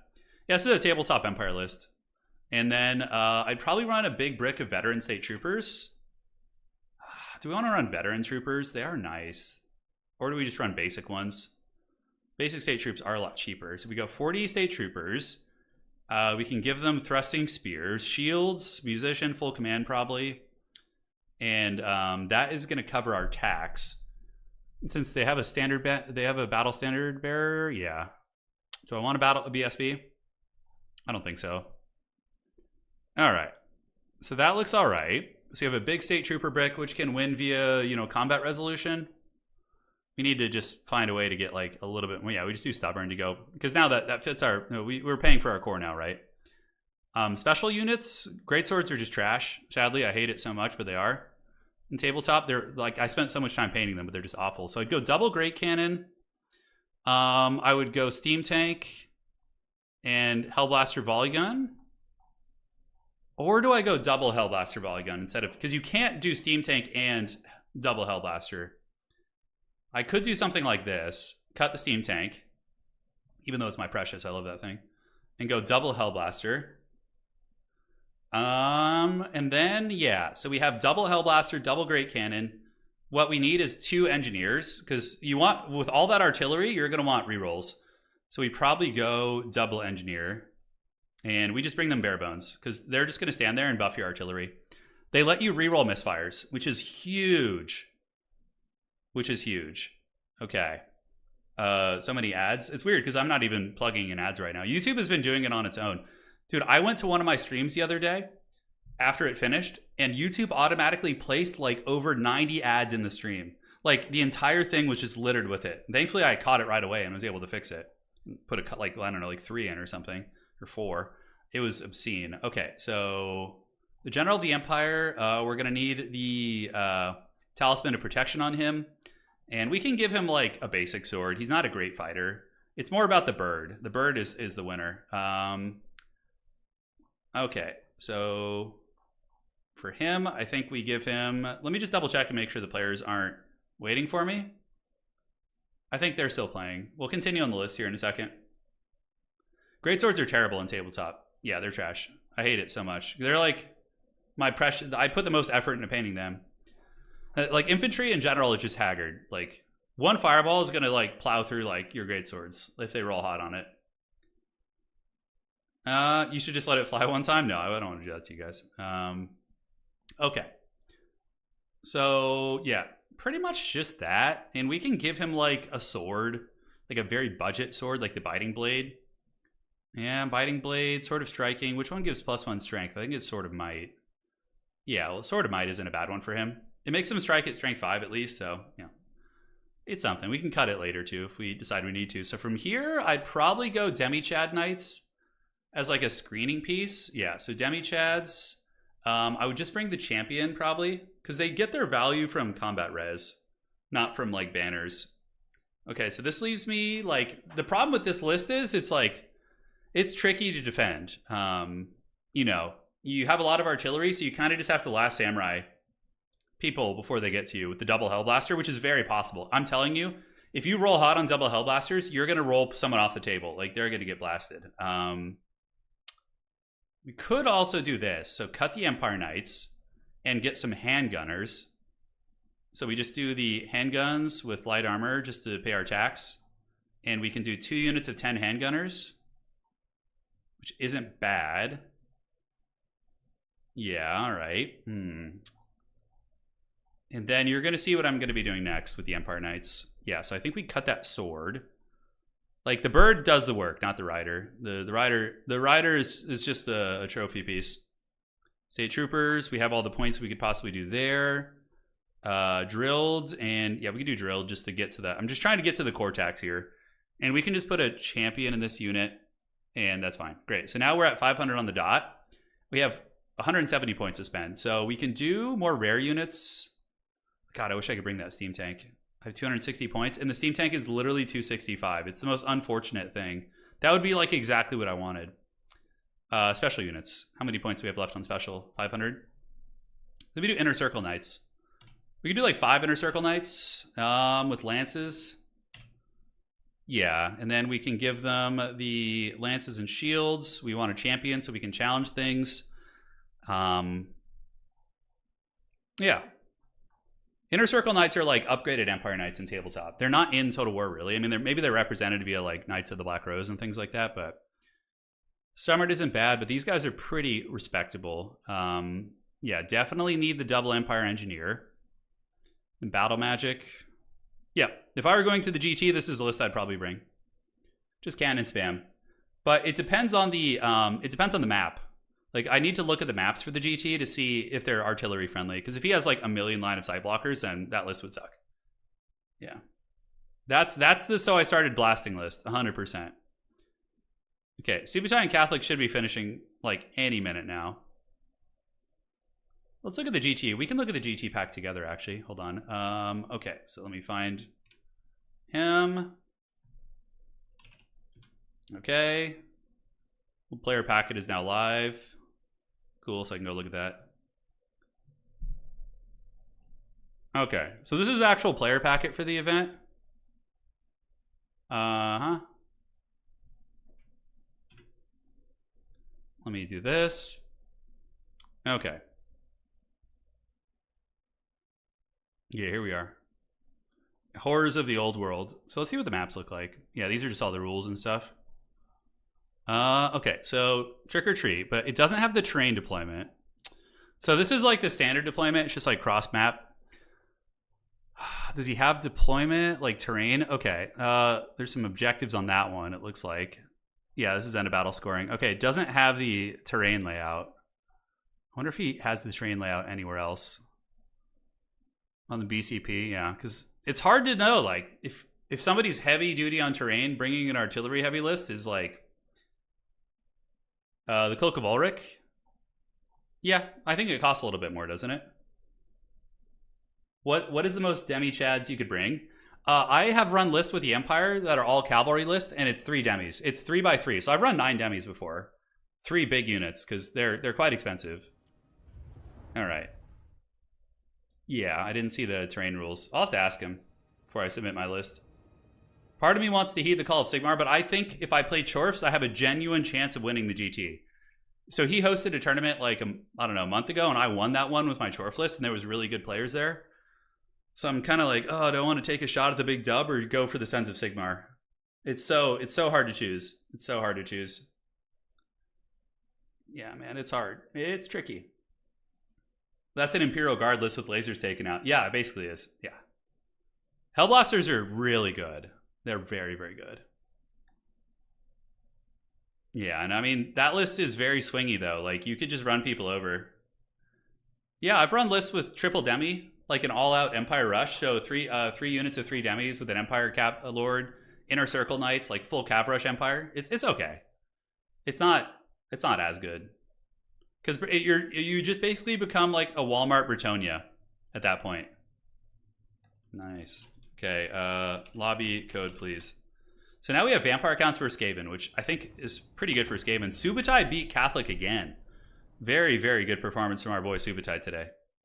He is on a tear. He hasn't been playing much either, so yeah. Good for him. All right. So thank you for your patience. We had a bit of a delay, but it's all good. Burn to the Vampire Counts beat too. Yeah. Well, now we have the rats versus the vampires. This is a fun one, actually. It's winnable for Skaven, especially in Dom mode. It's harder in land battle for Skaven, I think. But yeah, here Skaven can call in reinforcements and do stuff. Yeah, Subutai with the 2-0 against Tomb Kings. And here he is. The evil vampires. He might have to face the dwarves in the final. So Subutai will have to beat the Skaven, the Chaos Dwarves, and then the regular dwarves again. Need the Green Knight. Oh, I hate the Green Knight tabletop. God, the fact that you just brought up the Green Knight makes me not want to play the Empire in the tabletop tournament. The Green Knight is the most annoying BS ever in tabletop. Any bush or tree, which every table has, the Green Knight can pop out. No matter, as long as there's no one within an inch of that bush, he can pop out and he can charge you on like right away. It is so freaking obnoxious. There's like no way to screen him. It's so hard. So the Green Knight pops out. Oh, your wizard's dead. He pops out. Your cannon's dead. Like, because every table is going to have natural terrain for him to pop out on. It is so awful. Oh God, I hate the Green Knight in tabletop. And he's like ethereal, so you can't even hurt him unless you have a magic weapon. Like your state troopers can't hurt him, your demis can't hurt him. Only your hero can hurt him, and he will probably beat a lot of the Empire heroes. Like Green Knight versus like a general of the Empire. Yeah, I don't know how that's gonna go. Oh man, I hate the Green Knight. He's so obnoxious. They need to nerf that shit. I hate it. I mean, he shouldn't be able to pop out that close to you. It should have to be like no one within 12 inches or something, or 6 inches. I don't know, something more than just like right away. It's really busted. You can't hide from him. It's like he just pops out of the trees and just kills something. And then once you kill the Green Knight, he comes back too. If you put in all the effort to kill him and they roll like a 4-up, he just resurrects. And you're like, I'm too weak. And then he comes back again. Oh yeah. Bretonnia and Tabletop is God tier. They're really good. I would say in existing Tabletop, Bretonnia is God tier. Warriors of Chaos are top tier. Tomb Kings are pretty damn good, but I think the meta has kind of left them behind a little bit. But yeah, so far the strongest lists are probably Warriors of Chaos and Bretonnia. With Bretonnia maybe edging them out. Maybe. Who else is really good on the classic factions? Yeah, Dwarves are like mid-tier. Empire's kind of middle, low tier.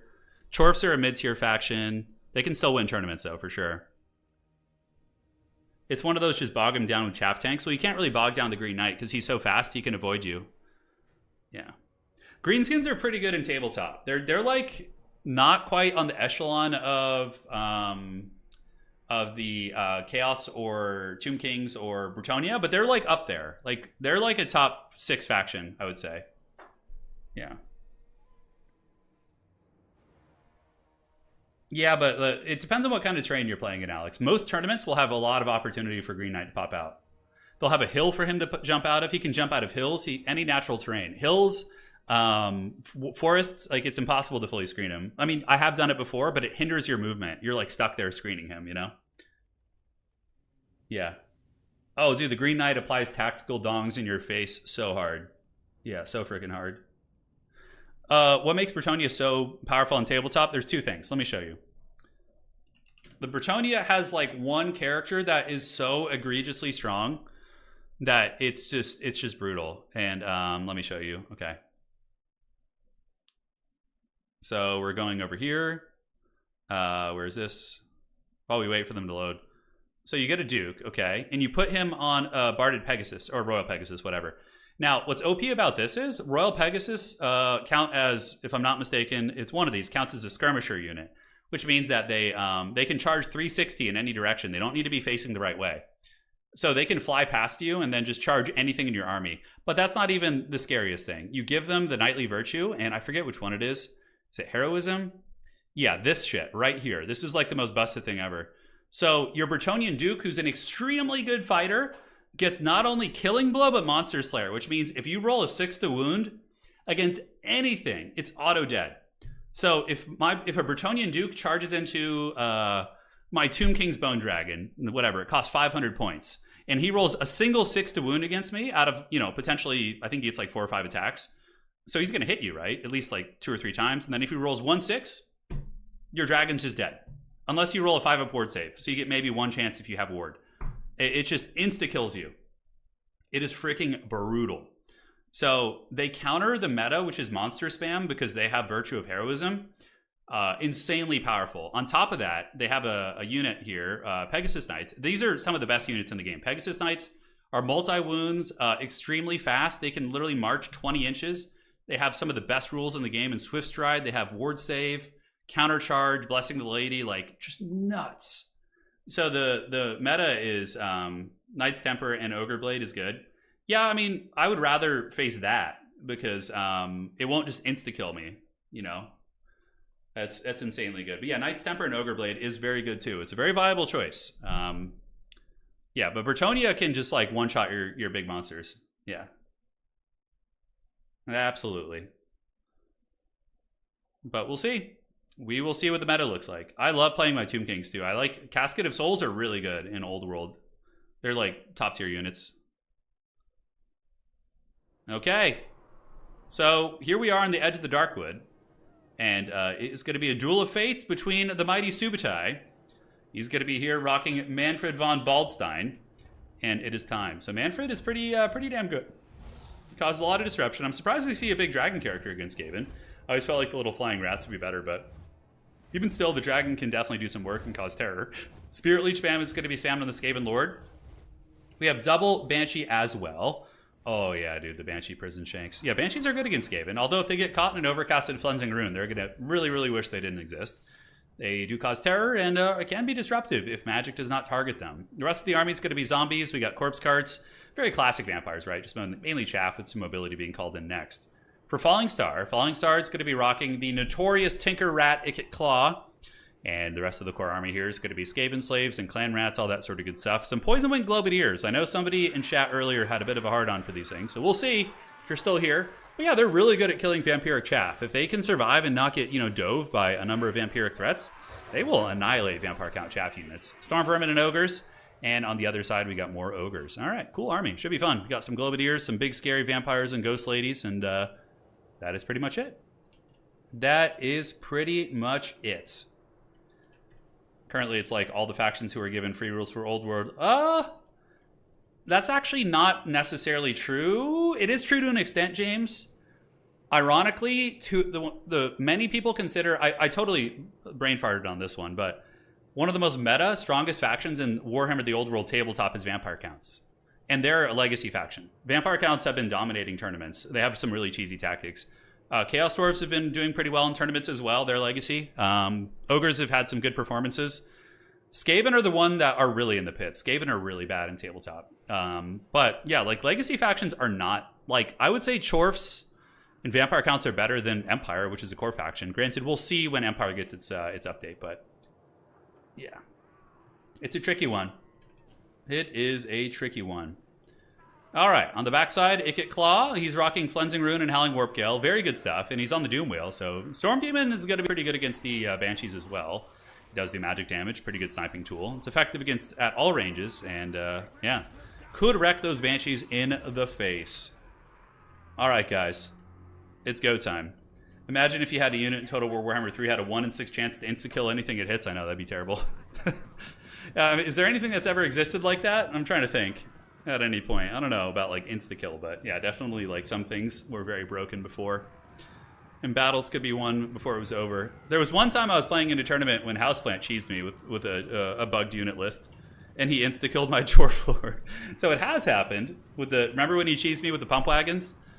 I was so sad. I was like, how dare you do it? But thankfully they got fixed because, I wouldn't say because of that, but that certainly was a catalyst for that. All right. So Skaven armies are moving up. And yeah, no Avalanche Mortars. Probably in reserve, maybe. You could see them in reserve. If you bring them out initially, Subutai's going to see them, and he's going to be able to shut those bad boys down. And that was a long time ago, Tanner. That was a long time ago, that game. Ikit's going to go solo, grab the back objective, but Subutai is not playing the back objective yet. Although we do see a Banshee going over there. Banshee will get wrecked by Doomwheel pretty bad. Doomwheel does, of course, do magic damage and can run that thing over, so Subutai's got to be very careful with that. Rats, though, are going to get their tiny little rat claws on the middle objective. They're going to be waddling up to that one, and they will grab it. Well, I guess, I mean, these are big rat claws, and I think they're more like fists, right? They have like, yeah, these guys are, they kind of have like, yeah, I mean, I guess they're kind of enlarged rat claws. It is what it is. But they're arriving to the point, and the Vampire Counts are going to be slightly behind them. We got one Banshee pushing over here. Subutai is going to back press. So he's using the ghouls to come through the tree line to try and steal that back objective. And just gonna keep the Banshee floating here.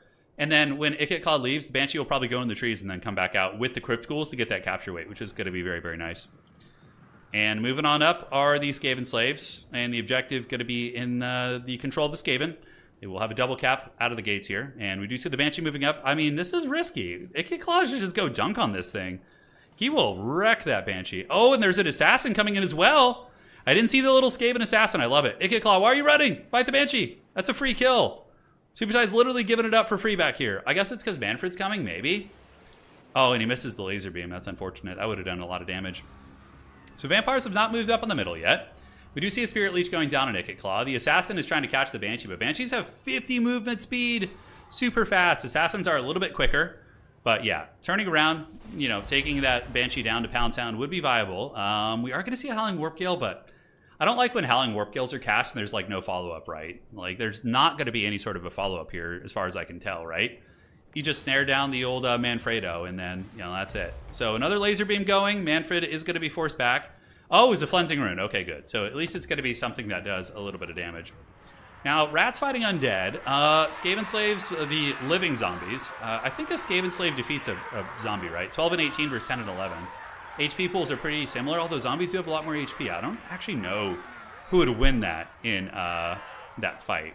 Regardless, a little bit of nastiness here. We see the Globadier start to saturate in. It's going to hit multiple Vampiric units. And a beautiful breath attack from Subutai. He gets a breath attack on the Storm Vermin, takes down a massive portion of their HP. And now the big dragon's going to be jumping on top of the Globadiers, and he is going to be buttering that bread back here. We are going to see these Poison Wind Globes getting taken to Pound Town. The best bet here for Falling Stars to get those globes and move back up that way and flee the scene. In the back, it looks like the back objective is going to be secured by the Rats. And are we seeing Blood Knights? No, we actually see Black Knights coming out. Okay. So Black Knights, a decent unit. Not amazing, but they do okay shock damage against Skaven. And Skaven hate heavy cav. What the hell is that spell going to be? Other than a misclick? I think somebody's casting a spell back there. Was that a Flensing Rune? I think he might have misclicked on the Black Knights, which is very unfortunate. It looks like it was a misclick. I'm not sure. So on the backside, we do see the Golems arriving. So they're coming for the ring. The Precious is here. So here they are. They got their little pimp sticks, their bone sticks. And will they win this? I don't think so. I think the Skaven Slaves can tar pit them while the Night Runners just encircle them and do a lot of damage. Now, the middle objective is owned by the Skaven, and the back objective, the Vermintide, is actually going wide. We do see Skeleton Warriors versus Clan Rats. Clan Rats will eventually win that fight. Skaven Slaves versus Skeleton Warriors will go to the Skeleton Warriors. So a bit of a wash back there, but old Ikit Claw is sitting in the middle and is battling it out, fighting with his Storm Vermin. And this is where the Flensing Rune needs to be. Like right on top of multiple units, right? Hit a Banshee, hit a Crypt Horror, hit some Skeletons, you know, call it a day. That's going to be the life. Skaven still have the objective, though, and in the back, this is what Banshees are really good at. They're very sticky and annoying, so you need to allocate quite a bit of resources to actually dragging down the Banshee, and these little Skaven Rats probably are not going to be able to fight them off. And it looks like they're going to try and flee, which makes sense. Wolf Rats with magic damage Wolf Rats. That's how you deal with this Banshee. They would do a lot of work against that. Now, Manfred gets in. He gets a big terror route on some of the Skaven Storm Vermin, and now he's going to be going after Ikit Claw. Is Ikit going to be responding with the Flensing Rune? It doesn't look like it. We see the Rivalhide Talisman going down from the Assassin right here. Unlimited power from Ikit Claw. The Assassin does get a nice Prison Shank on Manfred. Assassin's Trophy going to be lowering his stats down, 22 and 22, so pretty low stat line. But where's the Flensing Rune? Oh, here it comes. Invocation going down, but probably a Flensing Rune overcasted. That's going to be a good one. That's going to hit the Banshee, but Subutai with an excellent response. He gets an Invocation of Nehek at the exact same time, which is going to really, really be terminating the DPS that the Skaven are doing here. On the backside, we do see the Banshee getting surrounded a little bit, but it's going to be fine. It's distracting a lot of units. Players on their way in. Ikit Claw is getting absolutely wrecked by Manfred and these Crypt Horrors and this Banshee. And now the Mad Inventor Rat is going to be trying to flee away. I think like a Jezzail or a Rattling Gunner, the Teethbreakers coming in stealth and trying to finish off Manfred are always really good in this matchup. But Subutai has complete dominance in the mobile game, so he's really just kind of cackling all over the battlefield here. So, here they come. Black Knights with Lances are on the way in, and there they go. Doomflayer is trying to intercept them, but overall, not a good position. We do see Manfredo using his mighty glistening bald head to chase after Ikit Claw, dropping another Spirit Leech here, and he does get 800 and 784. Okay, starting to get worn down, but we do get some Globadier fire on Manfred. They're not amazing against single targets, but it still is okay damage. Manfred does take a little bit of Poison Wind damage. On the back point, Subutai is cackling pretty hard. He got another Black Knight and Crypt Ghouls and just annihilated the ratty defenders. Subutai is up 2,000 value, and as I've casted this game for 7 or 8 years now, I can tell you this is over. Subutai is a very, very solid tournament player. He is not going to let his opponent go easily here. He's ahead, and Skaven are leaderless against a Fear faction. So it's over. This game's done for. There's not too much this Skaven can do. And I would imagine that Falling Star will tap out soon.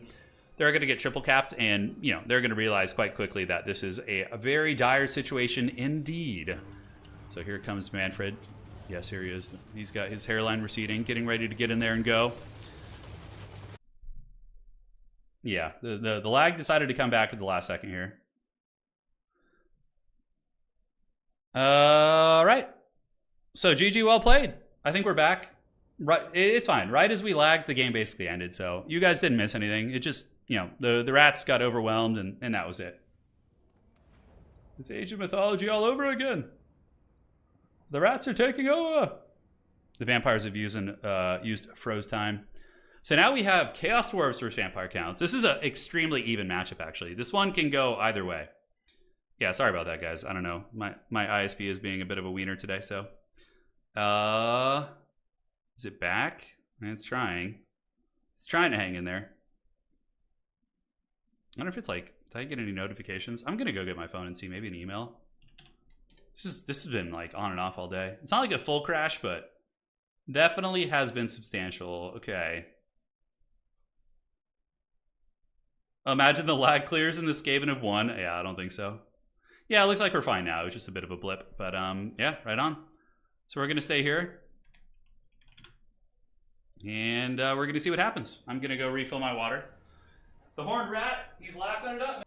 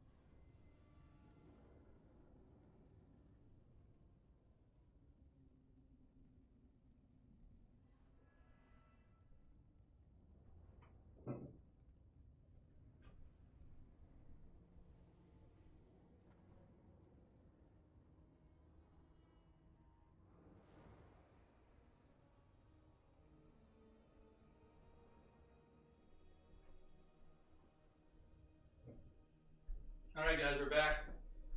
Sorry, the Chihuahua demanded my attention. She was being a diva.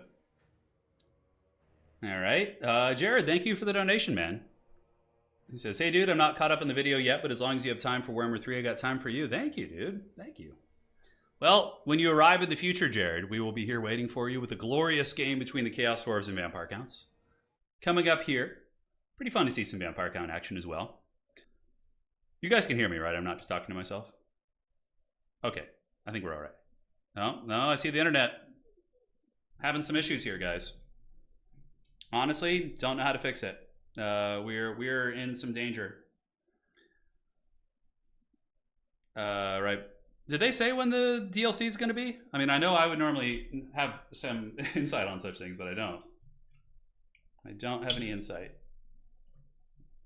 Oh yeah, bro. I'm sure there's some people here who like Age of Sigmar.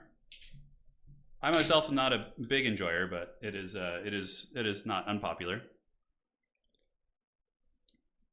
Am I talking? Yes, I'm okay. I think it's working. Yeah, I see my bitrate shooting all over the place. It's definitely some troll internet today. I should like really test that before I start streaming in the future.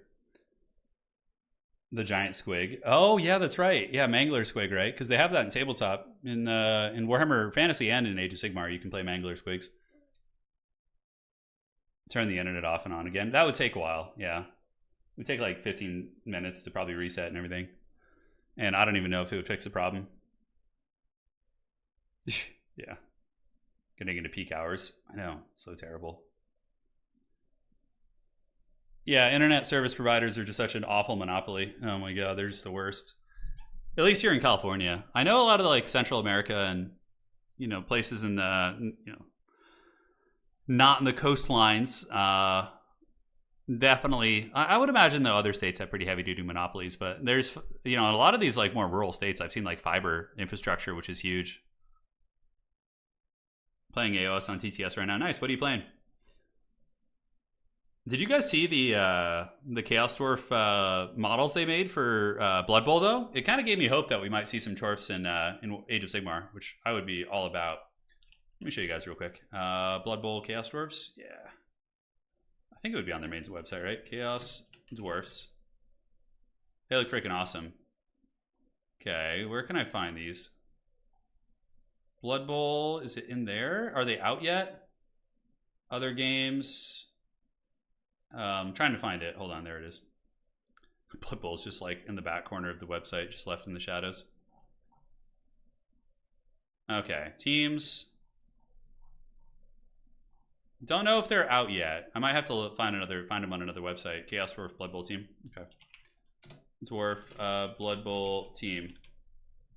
Internet scan provider, I know. Yeah, we'll look for him later. I can't find him right now. Anyways, it's a good thing these guys are taking a while because my internet's still struggling, so we'll see if we can get there. Cities to Sigmar? Oh yeah, the new Cities of Sigmar, nice. That football being shot out of a blunderbuss is so awesome, it really is. Come play with us, Blood Bowl 3. It's tempting. It's tempting for sure. Let me think about it. When does the season start for new Blood Bowl? There are some Chaos Dwarves and Warcry for Age of S. Didn't Warcry get squatted? Didn't Games Workshop get rid of that game? I knew there was some drama with it. I don't think there's any sense in me restarting the stream. I don't think it's going to do anything. So for Poland, there's been like with the Chaos Dwarves, I've been hearing that for like 8 years, that 7 years, that there's a rumor Chaos Dwarves are coming. It's like a constant meme within the Chaos Dwarf community. Yeah, they're coming this year. There's a rumor this edition, and they just never do. Yeah, but I hope you're right. I really hope you're right, brother. I hope you're right. Hope you're doing well. I was just in Krakow, Poland recently. It was a lot of fun. We went to Wilicka, the salt mine. We went to the castle. We did all the big tourist stuff. But we also just explored the city. It was a lot of fun. I gained like 8 or 9 pounds in Poland, which is usually I get fat. You get fatter easier in America. But this time, man, I ate so much pierogi. Oh, God. I got so fat on it. And where else did we go? Apparently, there was a pierogi place called Obi-Wan Pierogi, but unfortunately, they were closed when we went there. Brian, thank you for the 50, man. Right on. Thank you. What the hell is that GIF? Oh, my God. It's like a little creepy, isn't it? Like a big dancing gelatinous form. The blob. Hey, man, thank you so much, Brian. I really appreciate that, bud. Really, really appreciate it. Who's angrier, though? Chaos Dwarves or regular dwarves?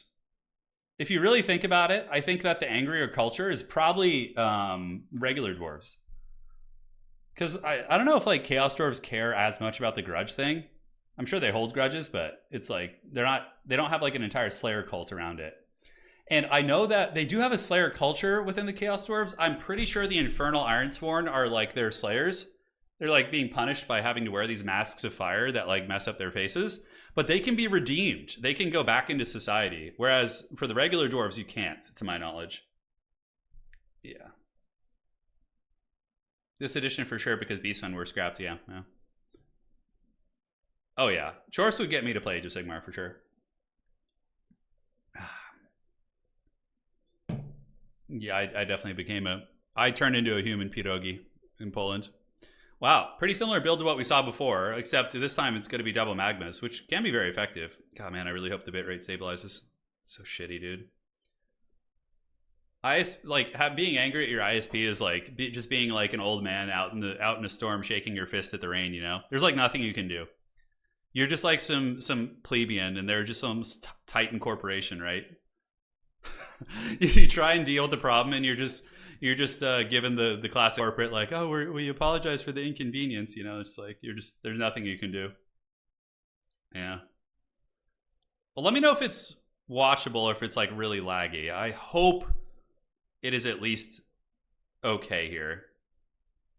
I could try restarting the stream, but I don't know if that's going to matter. Gromrindle came back to life because he's too pissed. Yeah. Okay, so the bitrate just straight up died. So 1 sec here, guys.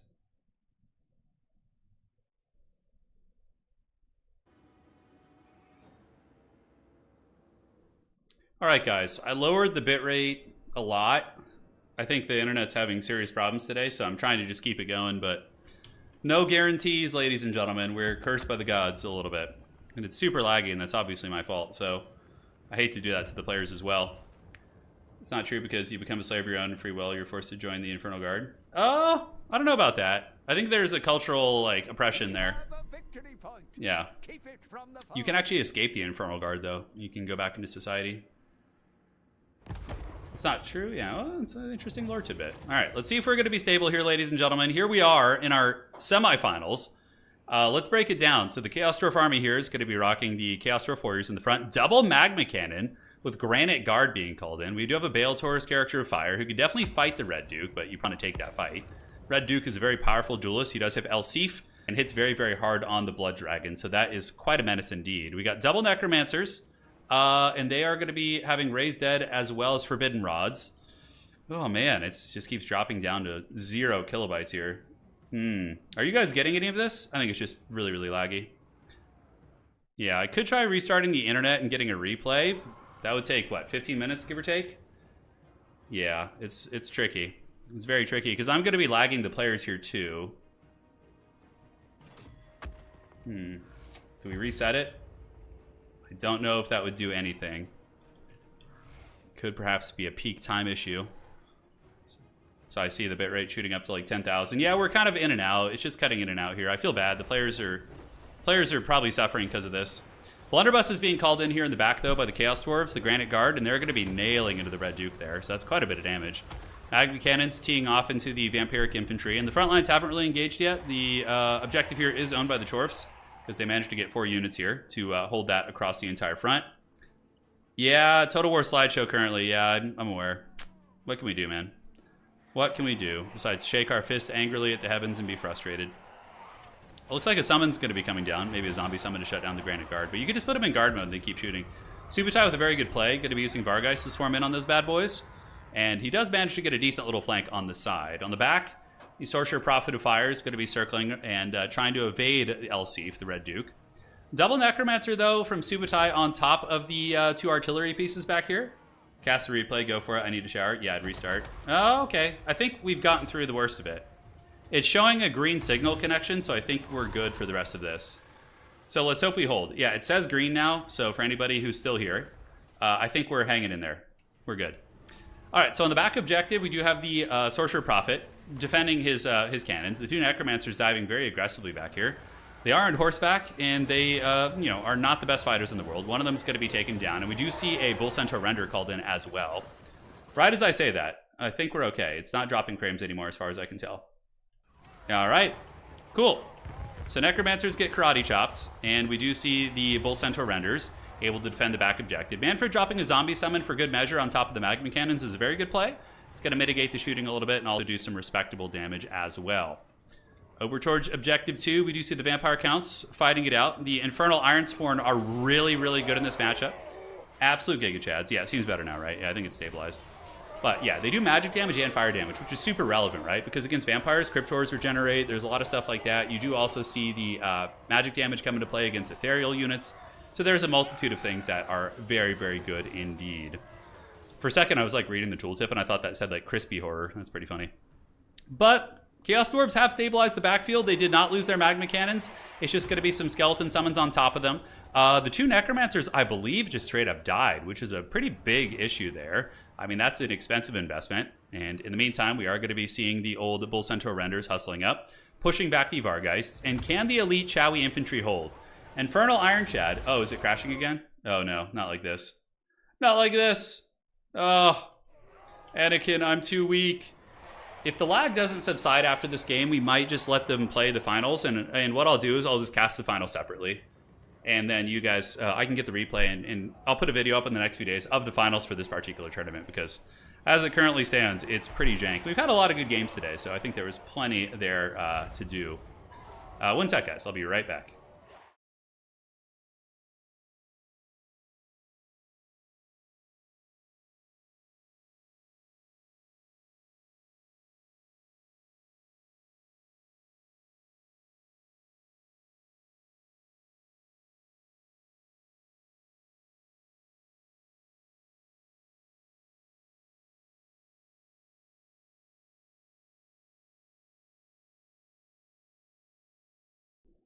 All right, I'm back. So what I think I'm going to do is we're going to let the players play this out, and I'll have them send me the replays. Yeah, it keeps temporarily freezing. Yeah, just what it is, guys.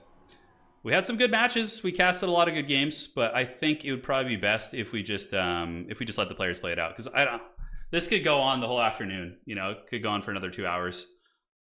So okay, so what we're going to do is we're going to let the players play it out, and